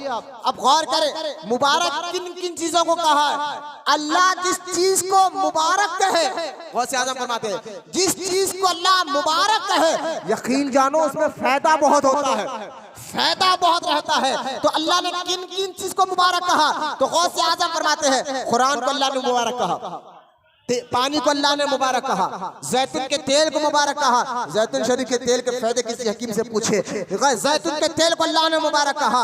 आगे कहा ईसा अलैहिस्सलाम को अल्लाह ने मुबारक कहा, अल्लाह ने ईसा अलैहिस्सलाम को मुबारक कहा। आगे कहा काबे को अल्लाह ने मुबारक कहा, काबे को अल्लाह ने मुबारक कहा। क्यों? क्योंकि काबे में जो पहली नजर देखकर जो दुआ मांगता है अल्लाह उसकी दुआ को फौरन कबूल फरमाता है। काबे के सामने एक नेकी करने वाले को 1 लाख नेकियों का सवाब अल्लाह अता फरमाता है, इसलिए वो मुबारक जगह है। अब गौसे आज़म फरमाते हैं सुनो, अल्लाह ताला ने शबे बारात को भी मुबारक कहा है। बोला मोहब्बत से सुभान अल्लाह। अब गौसे आज़म से पूछा गया हुजूर ये तो समझ में आ गया तो कुरान मुबारक है, ये तो समझ में आ गया पानी बरसने वाला आसमान से, जिससे खेत उगते हैं, जिससे झाड़ हरे भरे होते हैं, इससे हम इंसानों को बहुत फायदा है, इसलिए वो पानी भी मुबारक है। ये बात भी हमें समझ में आ गई है। ये भी समझ में आ गया तेल में अल्लाह ने बहुत से फायदे रखे जैतून शरीफ के, इसलिए हम इसको मुबारक तेल कहते हैं। ये बात भी समझ में आ गई। नबी होता ही अल्लाह का महबूब है, वो हमारे लिए फायदा ही फायदा है। यकीनन नबिया भी अल्लाह के महबूब है, ये भी बात हमें समझ में आ गई। लेकिन शबे बारात में मुबारक क्यों कहा? शबे बारात को अहले ईमान को कहा कि मुबारक वाली रात, बरकत वाली रात क्यों कहा? तो गौसे आज़म फरमाते हैं, यह हदीस पाक लाकर कि गौसे आज़म फरमाते हैं इस रात को अल्लाह ताला ने मुबारक वाली रात इसलिए कहा है कि इस रात में अल्लाह ताला गुनाहगारों की बख्शिश फरमाता है। बोला वहां से सुभान अल्लाह। गुनाहगारों की, अब देखें यहाँ गौसे आज़म हदीस लाते हैं, गौसे आज़म फरमाते हैं गौसे आज़म फरमाते हैं कि हजरत मौला अली रज़ी अल्लाह ताला अन्हु से रिवायत है। वहाबी कहता है शबे बारात के बारे में एक भी हदीस किताबों में नहीं आई। ये मैं तो गुनियत तालिबीन पढ़ रहा हूँ, गौसे आज़म की लिखी हुई किताब। हम आशिकों के लिए गौसे आजम की लिखी हुई बातें काफी है। वहां भी कहता नहीं मस्जिदें बंद रखो, शबे मेराज शबे बारात, कोई ऐसी रात नहीं है जिसका जिक्र ना कुरान में ना हदीस में है। मैंने कहा अच्छा कुरान में आपको ये आयत सूरह दुखान की नजर नहीं है, इन्ना अंज़लनाहु फी लैलतिन मुबारका, आपको शबे मेराज के रात सुबहानल्लज़ी असरा बिअब्दिही ये आपको आयत नजर नहीं आई है। इसलिए वहाबियों की मस्जिदें शबे मेराज में ही बन रहती है, शबे बारात नहीं बन रहते। वो कहते हैं कोई ऐसा जिक्र नहीं है भाई। मैंने कहा देखिए गौसे आजम रजी अल्लाह ताला अन्हु अपनी किताब गुनियतुत तालिबीन में हजरत अली से हदीस ला रहे हैं, हजरत अली से हदीस ला रहे हैं। बोले नहीं ये गौसे आजम की बात है। आइए मैं आपको सियाह सिक्का में ले जाता हूँ। जामे तिरमिज़ी शरीफ में फज़ाइल शब बारात पर हदीसें जमा है। अगर और आगे आइए हजरत इब्ने माजा सही इब्ने माजा शरीफ में फज़ाइल शब बारात में हदीसें जमा है। और आइए इमाम बहक़ी ने अपनी किताब बहक़ी शरीफ में उसमें शब बारात के बारे में हदीसें जमा फरमाया है। सही इब्ने हिब्बान में एक हदीस आई है जो सही सनद के साथ, जिसमें उसकी सनद भी सही है, फरमाया उसमें भी शब बारात के फज़ाइल को बयान किया गया है। मैंने कहा तिरमिज़ी में लिखा गया है, इब्ने माजा में लिखा गया है, बहक़ी में लिखा गया है, सही इब्ने हिब्बान में लिखा गया है। इतने हदीसें काफी नहीं है? तुम कहते हो कि शब बारात में एक भी हदीस नहीं है। अरे भाई ये झूठ बोलना बंद करो। और शब बारात हम गुनाहगार खताकारों की बख्शिश की रात है। इस रात में हम बख्शिश ना कराए और ये रात भी तुम बिदअत कहकर मस्जिद बंद करोगे। मैं कहता हूँ तुम्हारी अकलों पे क्या हो गया हमें पता नहीं है, लेकिन हाँ इस रात के फज़ाइल कुरान में भी और हदीस पाक में भी मौजूद है। खुद गौसे आजम फरमाते हैं, आप सुने हदीस, गौसे आजम फरमाते हैं कि हजरत अली रजी अल्लाह ताला अन्हु से बयान किया गया है, हुजूर सल्लल्लाहु अलैहि वसल्लम ने फरमाया निस्फ शाबान यानी 15वीं शाबान, निस्फ शाबान की रात में अल्लाह ताला करीब तरीन आसमानों की तरफ नुज़ूल फरमाता है। बोले सुभान अल्लाह। करीब तरीन यानी अल्लाह ताला पहले आसमान पर अपनी शान के मुताबिक, क्योंकि अल्लाह नीचे ऊपर दाएं बाएं से भी पाक है, अल्लाह जिस्माने से पाक है, लिहाजा कभी ये लफ्ज़ में अल्लाह आसमानों पर उतर कर आता है बैठता है, ना ना ना ना, क्योंकि अल्लाह ताला बैठने से भी पाक, बैठने के लिए हम मोहताज, उठने के लिए हम मोहताज, अल्लाह उठने बैठने से भी पाक। याद रखिए, अकीदा रखिए आप तौहीद पर। लिहाजा आप गौर करें, गौसे आजम फरमाते हुजूर ने फरमाया कि अल्लाह ताला 15वीं शाबान को पहले आसमान पर अपनी शान के मुताबिक जलवा फरमा होता है। उसके बाद क्या होता है? तो गौसे आजम फरमाते हैं निस्फ शाबान को अल्लाह ताला करीब तरीन आसमान की तरफ नुज़ूल फरमाता है और नुज़ूल फरमाकर उस वक्त अल्लाह खुद ऐलान करता है, अपने फरिश्तों को हुक्म देता है ऐलान करो कि आज जो मांगोगे वो अता किया जाएगा। बोलो ना सुभान अल्लाह। एक हम रोज मांगते हैं कि अल्लाह दे, और एक ये वो रात है जिसमें रब खुद कहता है मांगो। बोलो ना सुभान अल्लाह। अगर रिस्क मांगते हो तो और दूंगा, अगर बरकत मांगते तो और दूंगा, अगर उम्र की दराजी मांगते तो और दूंगा। मांगने की रात है। शब बारात के बारे में यहाँ तक फरमाया गया कि अल्लाह ताला ये निदा अल्लाह की जानिब से मगरिब की नमाज के बाद से लेकर फजर की नमाज तक ये निदा होते रहती है। बोले सुभान अल्लाह। कब से शुरू होती है? मगरिब का जैसा नमाज सूरज डूबता तब से लेकर फजर के वक्त तक अल्लाह की जानिब से यही निदा होती है, मांगो क्या मांगते हो, जो बख्शिश करेगा मैं बख्शिश दूंगा, जो मगफिरत मांगेगा मैं मगफिरत अता करूंगा, जो दौलत मांगूंगा मैं उसको उसके हैसियत के मुताबिक दौलत अता फरमाऊंगा, जो जो मांगेगा अता किएगा। अब गौसे आजम फरमाते हैं जब ये निदा अल्लाह पाक की तरफ से होता रहता है, जब फजर का वक्त आ जाता है, 15वीं शाबान का सुबह फजर हो जाती है, अल्लाह फरमाता उस वक्त अल्लाह ताला चंद लोगों को छोड़कर पूरे अहले ईमान की बख्शिश फरमा देता। बोला ना सुभान अल्लाह। चंद लोग कौन है जो इस मुबारक रात में अल्लाह उनको माफ नहीं करता? हाँ अगर उनको भी माफ करेगा लेकिन सच्ची तौबा वो कर ले तो उनको भी अल्लाह माफ करेगा। इतना से बैठो मेरे सुखे मस्जिद में बेचैन ना रहे, बेचैन ना रहे। होटलों में बैठे यार 4-4 घंटे, तो मस्जिद में बैठे चेहरा मेरी तरफ देखे और अच्छी तरह बैठे। अगर कुछ काम है तो बाहर जाइए टहल कर, 1-2 भी बैठे तो मैं तकरीर करूंगा। बेचैनी मत रहिए, अल्लाह के घर में आप बैठे। खुदा के वास्ते बैठना भी इबादत है। तो लिहाजा चेहरों पर खुशी लाते हुए मेरी बातों को, ये हदीस रसूल सुना जा रहा है। मैं भी आपके लिए बराबर नीचे बैठकर बोलता, लेकिन मैं कुरान हदीस बयान करूं थोड़ा ऊंचा बैठा हूं बस।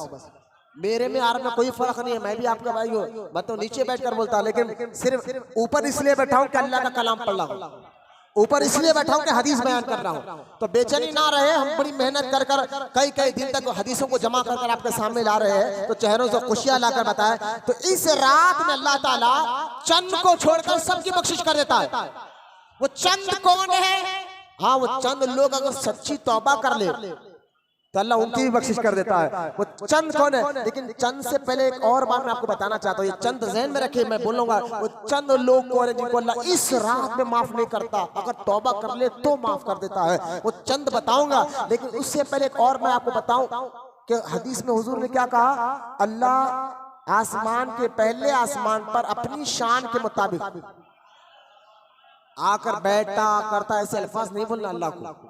इसलिए हमारे बुजुर्गों ने यहाँ तक किताबों में लिखा कि अल्लाह ताला को ऊपर वाला भी मत कहो। हाँ, कुछ लफ्ज ऐसे हैं हम अल्लाह को नहीं बोल सकते, अल्लाह को अल्लाह मियाँ नहीं बोल सकते। मियाँ का माना अगर आप पढ़े, मियाँ का लफ्ज क्या है? अगर लुगत में आप देखे, मियाँ का माना दलाल के माज़अल्लाह। तो लिहाजा अल्लाह मियाँ ने, अल्लाह को बोलना तो अल्लाह पाक बोलो, अल्लाह करीम बोलो, अल्लाह गफार बोलो, अल्लाह ताला बोलो। लिहाजा हम सीखते नहीं ना, बरसों से हम अल्लाह मियाँ बोल रहे हैं माज़अल्लाह। तो लिहाजा तवज्जो फरमाए, तो यहाँ ये लफ्ज नहीं बोला जाएगा ऊपर वाला। ऊपर वाला इसलिए नहीं बोला जाएगा क्योंकि अल्लाह ऊपर नीचे दाएं बाएं से पाक है। अल्लाहु समद, अल्लाह बेनियाज है, अल्लाह किसी का मोहताज नहीं। तवज्जो से फरमाए, अल्लाह किसी का मोहताज नहीं, लिहाजा इसलिए ऊपर वाला भी ना कहे। अब यहाँ जो हदीस में आया है, अल्लाह ताला पहले आसमान पर अपनी शान के मुताबिक, अब मतलब यानी वो अपनी शान के मुताबिक पहले आसमान पर जलवा फरमा होता है। कैसे? क्योंकि मैं फिर कह रहा हूँ, अल्लाह जिस्म से पाक, जिस्मानियत से पाक। तो मतलब क्या है, शबे बारात को अल्लाह ताला की रहमत बंदों के बहुत करीब आ जाती है। बोला सुभान अल्लाह। लेकिन मैं एक सवाल कर रहा हूँ, तवज्जो फरमा तमाम, और मेरे सवाल इसका आप गौर से सुने और जवाब भी मैं दूंगा, आप समझे मैं कहना क्या चाहता हूँ और कैसी मुबारक रात आने वाली है। गौर से सुने। यूं तो कुरान की आयत हमें बताती है, हदीस हमें बताती है कि अल्लाह ताला रोजाना, शबे बारात नहीं, रोजाना एक वक्त है जिस वक्त पे अल्लाह ताला पहले आसमान पर जलवा फरमा होता है अपनी शान के मुताबिक। रोज, शबे बारात में नहीं, रोजाना अल्लाह अपनी रहमत, यानी अल्लाह पहले आसमान के पास अपनी शान के मुताबिक रोज आता है। आप फर्क देखिए, मैं बताना ही चाह रहा हूँ कि मौलाना आप कह रहे रोज आता है, हदीस में आता है कि 15 शाबान को आता है, दोनों में फर्क समझाइए। मैंने यही तो आपको फर्क समझाना है। रोज जो अल्लाह पाक अपनी शान के मुताबिक पहले आसमान पर जलवा फरमाता है और वहां आकर जो है एक फरिश्ता निदा करता है अल्लाह के जानब से, मांगो क्या मांगना चाहते हो। तो ये रोज जो आता है ना अल्लाह पाक, ये वो वक्त होता है जिसको हम तहज्जुद का वक्त कहते हैं। बोला सुभान अल्लाह। तहज्जुद का वक्त कहते हैं, यानी आधी रात टलने के बाद बिल्कुल 3, मैं समझाने का लगा, 3 से 4 बजे रात का ये जो वक्त होता है जब बंदा सो के उठकर तहज्जुद पढ़ता है ना, अल्लाह कहता है देख सब तो सो रहे हैं, ये बंदा मुझे याद कर रहा है, ये मुझसे मांग रहा है, इसको जरूर अता करो। ये रोज का मामला है। तहज्जुद के वक्त 3 से 4 बजे के टाइम अल्लाह अपनी शान के मुताबिक पहले आसमान पर जलवा फरमाता है और लोगों को जो है ना उसकी दुआओं को कबूल फरमाता है। लेकिन मुझे बताइए, हम अल्लाह जानता था मेरे बंदों में हर कोई तहज्जुद नहीं पड़ेगा। अल्लाह जानता था मेरे बंदों में हर कोई, क्योंकि ये हुजूर की उम्मत है और अल्लाह अपने हुजूर से बड़ी मोहब्बत करता है। हमारे नबी, हमारे और आपके नबी, जो वहां भी ये कहता है कि नबी सिर्फ मैनेजर की तरह है, आए काम करे चले गए, ना, हुजूर मैसेंजर नहीं बल्कि हुजूर अल्लाह के महबूब है। बोले ना सुभान अल्लाह। हुजूर अल्लाह के महबूब है। हुजूर रो रो कर दुआ करते थे, हर वक्त उम्मत को याद करते थे। हुजूर अलैहिस्सलाम हर वक्त हुजूर याद करते थे। आप देखे हुजूर पैदा हुए तो रब्बी हबली उम्मती कहते हुए पैदा हुए। हुजूर जब खलवत में हो हुजूर अपनी उम्मत को दुआ करते थे, या अल्लाह मेरी उम्मत गुनाहगार उसको बख्श दे। हुजूर खलवत में हो तो हमारे लिए दुआ करते थे, जलवत में हो तो हमारे लिए दुआ करते थे, गार में हो तो हमारे लिए दुआ करते थे, मैदान में हो तो हमारे लिए दुआ करते थे, खाने काबा में हो तो हमारे लिए दुआ करते थे, मस्जिद में हो तो हमारे लिए दुआ करते थे, मैदान में हो तो हमारे लिए दुआ करते थे। यहाँ तक कि हुजूर अल्लाह से मुलाकात के लिए गए, मेराज की रात अल्लाह से मुलाकात के लिए गए। तफसीर हसैनी में आता है अल्लाह ताला की जानिब से 70 मरतबा अल्लाह ने कहा, हबीब मांगता क्या है? बोला सुभान अल्लाह। हबीब मांगता क्या है? तो 70 मरतबा भी हुजूर ने कहा, या अल्लाह मेरी उम्मत। हाँ बोलो सुभान अल्लाह, मेरी उम्मत। हुजूर हमेशा हमें याद करे, हमेशा हमारे लिए दुआ करते रहे। यहाँ तक के अमीरुल मोमिनीन सैयदना अबू बकर सिद्दीक रज़ी अल्लाह ताला अन्हु फरमाते हैं, जब हुजूर पर्दा फरमा चुके और जब हुजूर को कब्र मुबारक में लिटाया गया तो हुजूर का धड़कन चल रही थी, होठ मुबारक हिल रहे थे। हज़रत अबू बकर सिद्दीक कहते हैं, मैंने कान लगाया कि हुजूर कह रहे क्या है? तो हज़रत अबू बकर फरमाते हैं, हुजूर की जुबान पर था उम्मत उम्मत उम्मत उम्मत उम्मत उम्मत। ये बुखारी की सही हदीस पाक है, तवज्जो फरमाए। हुजूर हमेशा याद करते थे। एक मरतबा हदीस पाक में है, सही मुस्लिम किताबुल ईमान, मैं आपको समझा रहा हूँ ये रात कैसी रात है। सही मुस्लिम किताबुल ईमान में हदीस पाक मौजूद है। अल्लाह के रसूल सल्लल्लाहु अलैहि वसल्लम ने जब मूसा अलैहिस्सलाम की उम्मत के बारे में सुना कि उनकी उम्मत को जो है फला फला अजाब में मुब्तला कर दिया गया, इब्राहिम अलैहिस्सलाम की उम्मत, यहया अलैहिस्सलाम की उम्मत, ज़करिया अलैहिस्सलाम की उम्मत, नूह अलैहिस्सलाम की उम्मत, तमाम नबियों की उम्मत को अल्लाह ने हलाक किया। क्यों? अल्लाह और उसके रसूल की नाफरमानी करने की वजह से। अल्लाह उसके और नबियों ने भी कहा, इब्राहिम अलैहिस्सलाम इतने सब्र वाले थे ना, उन्होंने भी एक दुआ करी, अल्लाह बस मैं इनको समझा के थक गया हूं, अब तू फैसला कर इनके हक में क्या करना है, तेरा अदल जाने तेरा इंसाफ जाने। अल्लाह का अज़ाब आया। मूसा अलैहिस्सलाम ने कहा, अल्लाह इनको समझा के थक गया हूं, अब तू फैसला कर। हर नबी ने अपनी उम्मत को अल्लाह के हवाले किया। हाय सुनना जरा मेरी बात को। हर नबी ने अपनी उम्मत को अल्लाह के हवाले किया। मुस्लिम में हदीस है, हुजूर फरमाते हैं, या अल्लाह हर नबी ने, मूसा ने अपनी उम्मत को तेरे हवाले किया, इब्राहिम ने अपनी उम्मत को तेरे हवाले किया, या अल्लाह मैं मेरी उम्मत को तेरे अदल नहीं तेरे रहम के हवाले करता हूँ। बोलो मोहब्बत से सुभान अल्लाह। तेरे फजल के हवाले करता हो। तू अगर अदल से काम ले मेरे मौला, तो मेरी उम्मत तो बड़ी गुनाहगार है, वो ना वजू से ठीक करती है, ना नमाज ठीक से पढ़ती है, ना इबादत ठीक से करती है। अगर अल्लाह इंसाफ से काम ले तो हमारी इबादत तो लायक ही नहीं है अल्लाह के। लिहाजा अल्लाह ने, हुजूर ने फरमाया, या अल्लाह मैं मेरी उम्मत को तेरे अदल नहीं तेरे फजल के हवाले करता हूँ। मेरी उम्मत के बारे में तेरा फजल होना चाहिए। और ये कहकर हुजूर रोने लगे, इतना रोए। जिब्रील अलैहिस्सलाम आए, अल्लाह ने जिब्रील को भेजा, जा हबीब से पूछ तो सही रोता क्यों है। बोलो ना सुभान अल्लाह। क्या अल्लाह नहीं जानता है हबीब रोता क्यों? अल्लाह जानता है। यही तो समझाना चाहता हूँ। हुजूर मैसेंजर नहीं है, हुजूर अल्लाह के महबूब भी है, और महबूबों से पूछा जाता है, महबूबों से ख्याल रखा जाता है, महबूबों का ख्याल किया जाता है। जिब्रील आए और कहा, या रसूल अल्लाह, अल्लाह आपको सलाम कहता है और अल्लाह पूछ रहा है आप रोते क्यों हैं?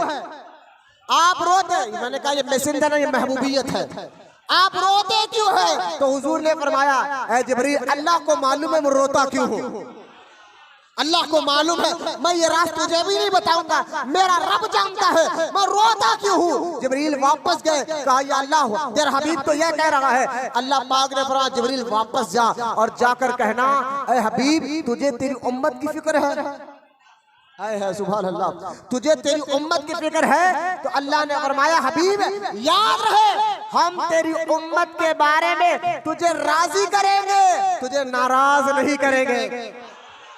बोलो ना सुभान अल्लाह। दो लफ्ज कहा अल्लाह पाक ने, हबीब तेरी उम्मत के बारे में हम तुझे राजी करेंगे, और दूसरा लफ्ज क्या कहा, तुझे नाराज नहीं करेंगे। इमाम जलालुद्दीन स्यूती कहते हैं, ये दो लफ्जों में बड़ी हिकमत है। इमाम जलालुद्दीन स्यूती कहते हैं, अल्लाह ने कहा ना, ऐ हबीब तेरी उम्मत के बारे में हम तुझे राजी करेंगे और तुझे नाराज नहीं करेंगे। राजी करेंगे मतलब ये था कि तेरी उम्मत के नेकोकारों को अल्लाह यूं ही बख्श देता है, नेक लोग तो बख्शे जाएंगे। राजी में अल्लाह के रसूल की नेक उम्मत, नेक लोग उसमें अल्लाह की रजा में आ गए। फरमाया नाराज नहीं करेंगे। नाराजगी में फरमाया तेरे जो उम्मत गुलाम गुनाहगार होंगे ना हबीब, हम तुझे नाराज नहीं करेंगे। उसमें हमारा जिक्र है, हम गुनाहगारों का जिक्र है। तो लिहाजा हुजूर को अपनी उम्मत से बड़ी मोहब्बत, तवज्जो फरमाए, हुजूर को अपनी उम्मत से बड़ी मोहब्बत। और जो नेकोकार है वो आधी आधी रात को उठकर अल्लाह को मना लेते है ना। कुरान में भी जिक्र है उनका, कुरान में मुत्तकी परहेजगारों का जिक्र है ना। कुरान में अल्लाह ने क्या कहा, ये आधी रात को उठकर मुझे मनाते, जब पूरी दुनिया सोते रहती है ये मुझे मनाते रहते हैं। लिहाजा वो बिस्तरों को छोड़ देते हैं, वो रब को मनाते हैं। ये तो नेक लोग थे। हम तो फजर भी बड़े पाबंद से नहीं पढ़ते, तहज्जुद तो दूर की बात है, उठना तो दूर की बात है। हम गुनाहगार क्या करें? ये रोज अल्लाह के नेक बंदे, महबूब बंदे ये तो बाजी ले गए। गुनाहगार क्या करे, खताकार क्या करे? उनको कोई जरिया तो बनाए बख्शिश का, उनको कोई बहाना तो बनाए बख्शिश का। तो अल्लाह जानता था हबीब की उम्मत में जहां नेक लोग हो गए वहां गुनाहगार भी हो गए। और नेक लोग तो रोज आधी रात को उठकर मुझे मना लेते हैं। हबीब आज जा, तेरी उम्मत को मैं एक ऐसी रात दूंगा। हाँ हाँ सुभान अल्लाह, बोलिए बात समझिए, ऐसी रात दूंगा, उस रात को मैं आधी रात को नहीं, सूरज डूबते ही आ जाऊंगा। बोलो ना सुभान अल्लाह। सूरज डूबते अपनी शान के मुताबिक जो है पहले आसमान पर रोज तो आधी रात को आता था, लेकिन इस रात को सूरज डूबते ही पहले आसमान पे अपनी शान के मुताबिक आ जाऊंगा, अपनी शान के मुताबिक जलवा फरमाऊंगा और जो मांगेगा सबको दूंगा। लिहाजा शबे बारात ये नेकोकारों के लिए नहीं, हम गुनाहगारों के लिए रखेगा ये है। क्यों? क्योंकि अल्लाह अपने हबीब को राजी करना चाहता है। खुद गुनाहगारों की बख्शिश की रात है, तौबा की रात है, इसलिए इस रात को ज्यादा से ज्यादा तौबा इस्तगफार करना चाहिए। सच्ची तौबा कर कर अल्लाह से अपने गुनाहों की माफी मांगना चाहिए। जो चंद लोग हैं जिनको अल्लाह ताला इस रात को माफ नहीं करेगा, उन चंद लोगों का नाम सुन लीजिए आप, जिनको अल्लाह इस रात को माफ नहीं करता। उन चंद लोगों में एक तो मुशरिक है। हाँ, अगर मुशरिक तौबा कर ले शिर्क से अल्लाह माफ कर देता है। और दूसरा जादूगर है। अगर जादू करने वाला भी, जादू करने के पास जाने वाला भी, दोनों भी गुनाहगार है। और इस रात शबे बारात को अल्लाह उनको माफ नहीं करेगा। हाँ, अगर सच्ची तौबा कर ले तो अल्लाह उनको भी माफ करेगा। और गुनाह तीसरा है शराबी को अल्लाह इस रात माफ नहीं करता। हाँ, अगर शराब पीने से सच्ची तौबा कर ले तो अल्लाह उनको भी माफ फरमाता है। जानी अल्लाह उनको भी माफ नहीं करता, सच्ची तौबा कर ले तो माफ कर देता है। और लिहाजा हासद जलन रखने वाला, इसको भी अल्लाह माफ नहीं करता, लेकिन सच्ची तौबा कर ले तो माफ कर देता है। बिला वजह रिश्तेदारी तोड़ने वाला, कोई वजह ही नहीं, बिला वजह बीवी के कहने पर, बाप के कहने पर, अम्मा के कहने पर, बहन के कहने पर, फूफू के कहने पर जो लोग बिला वजह रिश्तेदारियां तोड़ लेते हैं, वो ये इस रात आने से पहले उनको मना ले। वजह कोई नहीं, बिला वजह शक की बुनियाद पर और गलत बुनियाद पर अगर आपने किसी वजह से रिश्तेदारी तोड़ी है, रिश्तेदारी एक ही वजह से तोड़ सकते हैं आप। हाँ है, एक वजह, अगर रिश्तेदार अल्लाह ना करे आपका कोई रिश्तेदार वहाबी हो जाए, बदअकीदा हो जाए, तो जो हुजूर का नहीं वो हमारा, जो हुजूर का नहीं वो हमारा नहीं हो सकता। तो लिहाजा अगर बदमज़हब हो जाए, वहाबी हो जाए, तो उनसे हमारा कोई रिश्ता नहीं। ये रिश्ते का लिहाज कर ही रहे तुम अल्लाह उसके रसूल की वजह से, रिश्तेदारों का अदब कर ही इसलिए रहे अल्लाह उसके रसूल की वजह से। अब जो रसूल का ही गुस्ताख हो जाए, वो हमारा कह का रिश्तेदार, वो हमारा कह का भाई। लिहाजा अगर बदमज़हब नहीं है तो रिश्तेदारी बिला वजह नहीं तोड़ सकते। आज हो रहा है, बिला वजह रिश्तेदारी तोड़ी जा रही है। कभी माँ शक डालकर बहू के बारे में, कभी जो है ना बीवी शक डालती है माँ के बारे में, कभी रिश्तेदार शक डालते हैं। अब शक की वजह से रिश्तेदारी तोड़ते हैं। शब बारात ये मुबारक रात है। इस रात में जो है ना अगर रिश्तेदारी बिला वजह आप तोड़ रहे हैं तो इससे भी आप तौबा करें। जिना से तौबा, शराब से तौबा, हसद से तौबा, और जो है यहाँ तक के फरमाया गया है रियाकारी से, तकब्बुर से भी तौबा करना चाहिए। ये एक एक लफ्ज ऐसे है, इस पर घंटों तकरीर हो सकती है। हसद क्या है, तकब्बुर क्या है, इसकी अगर डिटेल में अगर जाऊं तो घंटों तकरीर हो सकती है, लेकिन वक्त इजाजत नहीं दे रहा। इंशाअल्लाह जब शब बारात आएगी, आने वाले शब बारात आप यहाँ पर आइए इंशाअल्लाह, तभी तमाम बातों के सामने आपके सामने जिक्र किया जाएगा। लिहाजा आखिरी बात कहकर इंशाअल्लाह हम सुन्नत के लिए खड़े हो जाएंगे। इमाम हसन से किसी ने पूछा रजी अल्लाह ताला अन्हु, इमाम हसन हजरत अली के बेटे, इमाम हुसैन के सगे बड़े भाई, इमाम हसन से किसी ने पूछा शबे बारात को कौन सा अमल करे जिससे अल्लाह राजी हो जाए? तो इमाम हसन कहते हैं मैं शबे बारात को 3 हिस्से में कर लेता हूँ। मगरिब से लेकर 4 बजे का वक्त समझिए, ये जो 12 घंटे का वक्त है, मगरिब के बाद से लेकर फजर के 4 बजे तक, ये जो 12 घंटे का वक्त है, इमाम हसन कहते हैं मैं इन वक्तों को 3 हिस्से करता हूँ। क्या करते हो? का पहला हिस्सा जैसा सूरज डूबता है तो पहला हिस्से में मैं हुजूर पर दुरूद पढ़ते रहता हूँ। बोलो ना सुभान अल्लाह। इमाम हसन का दुरूद पढ़ते रहो, पहला हिस्सा मैं दुरूद पढ़ते रहता हूँ। फरमाया दूसरा हिस्सा मैं अल्लाह से तौबा करते रहता हूँ, इस्तगफार पढ़ते रहता हूँ, इस्तगफार करते रहता हूँ। फरमाया चौथा हिस्सा नफिल पढ़ता हूँ। ये इमाम हसन का था। लेकिन आज जो दौर है ना, जरा हटके मैं आपको एक मिसाल दे रहा हूं। आज हम दीन से बहुत दूर है, तो आज के इस दौर में आपको पहले इल्म हासिल करना होगा। तो जो लोग कामों पर जाने वाले होते हैं, जिनको अक्सर टाइम नहीं मिलता जुम्मा में वक्त पे आकर बैठने का, जिनको अक्सर टाइम नहीं मिलता दीन की बातें सुनने का, समझने का, मैं कहता हूँ वो लोग शब बारात में सही सुन्नी सही अकीदा आलिमों के जलसों में जाए और उनके बयान सुने, ताकि आपका ईमान और अकीदा मजबूत हो, आपका अमल, क्योंकि इल्म ही आपके अमल को आसान करेगा। आज के दौर में जरूरत है मस्जिदों में 2-2 घंटे बयान हो। लोग मुझसे पूछते हैं मौलाना ये 2 घंटे तकरीर करना जुम्मे के दिन क्या जरूरी है? मैंने कहा आज तो बहुत जरूरी है, पहले ऐसा जरूरी नहीं था। 1:15 बजे 1:30 बजे नमाज हो जाती थी जुम्मा के, आज भी कई मस्जिदों में होती है, लेकिन आज जरूरी है। क्यों? कहने का लोग दीन से दूर हो चुके हैं। आज घरों से दीन हमारे निकल गया है। घरों में सुबह उठते ही कुरान तो दूर की बात है, लोग पेपर पढ़ते हैं जिसमें झूठी खबरें लिखी हुई होती है, मीडिया की रिपोर्ट देते हैं जिसमें झूठी खबरें होती है, रब का सच्चा कलाम नहीं पढ़ रहे हैं। घरों से दीनी माहौल धीरे धीरे खत्म हो रहा है। आज मुसलमानों की बच्चियां मुर्तद हो रही है, गैरों के साथ भाग रही है। क्यों? वो तो एमकॉम है, बीकॉम तो पढ़ रहे हैं, MA BA सब पढ़ रहे हैं, लेकिन इस्लाम और दीन में नाकाम बन रहे हैं। तो आज जरूरत जुम्मों के बयान को बढ़ा करके आ जाए। मैं तो ये मेरा मानना है, बेअमली का दौर है जनाब। लोग नमाजों से दीन से दूर हो रहे हैं, बदअकीदा बन रहे हैं, मुर्तद बन रहे हैं। तो मस्जिद में जुम्मा एक ऐसा मौका है जहां हर मुसलमान आता है, तो यहाँ पर तकरीर कर लोगों को दीन समझाया जाए। तो आज जरूरत है इस दौर में तकरीर की और लंबे बयानों की। इसलिए मेरी तकरीर हमेशा 2-2.5 घंटे यहाँ जुम्मा तकरीर होती है। यहाँ मेरी तकरीर को मेरे इल्म का रुआब आपको बताना मकसद नहीं होता है, ना आपकी वाहवा लेना मकसद होता है। मेरा बयान अल्लाह की रिजा के लिए होता है, बस दीन आपको समझाना होता है, दीन सिखाना और समझाना मेरा मकसद है, इसलिए लंबी तकरीर होती है। तो शबे बारात में यकीनन दुरूद पढ़ना, इस्तगफार पढ़ना और नमाज़ें पढ़ना अच्छी चीज है, लेकिन मैं कह रहा हूँ पहले इल्म तो हासिल करे, ताकि आपके पास तो इल्म हो, ताकि कोई वहाबी आपको भटका ना सके, ताकि कोई बदमज़हब आपके बारे में, गलत दीन के बारे में, इस्लाम के बारे में कोई आपको सवाल करे तो आप उलमा की सोहबत में बैठकर जवाब देने वाले बने, जवाब देने वाले बने। तो ये शब बारात ये मौका अच्छा है, इस रातों में आप उलमा अहले सुन्नत के बयान सुनेगा इंशाअल्लाह।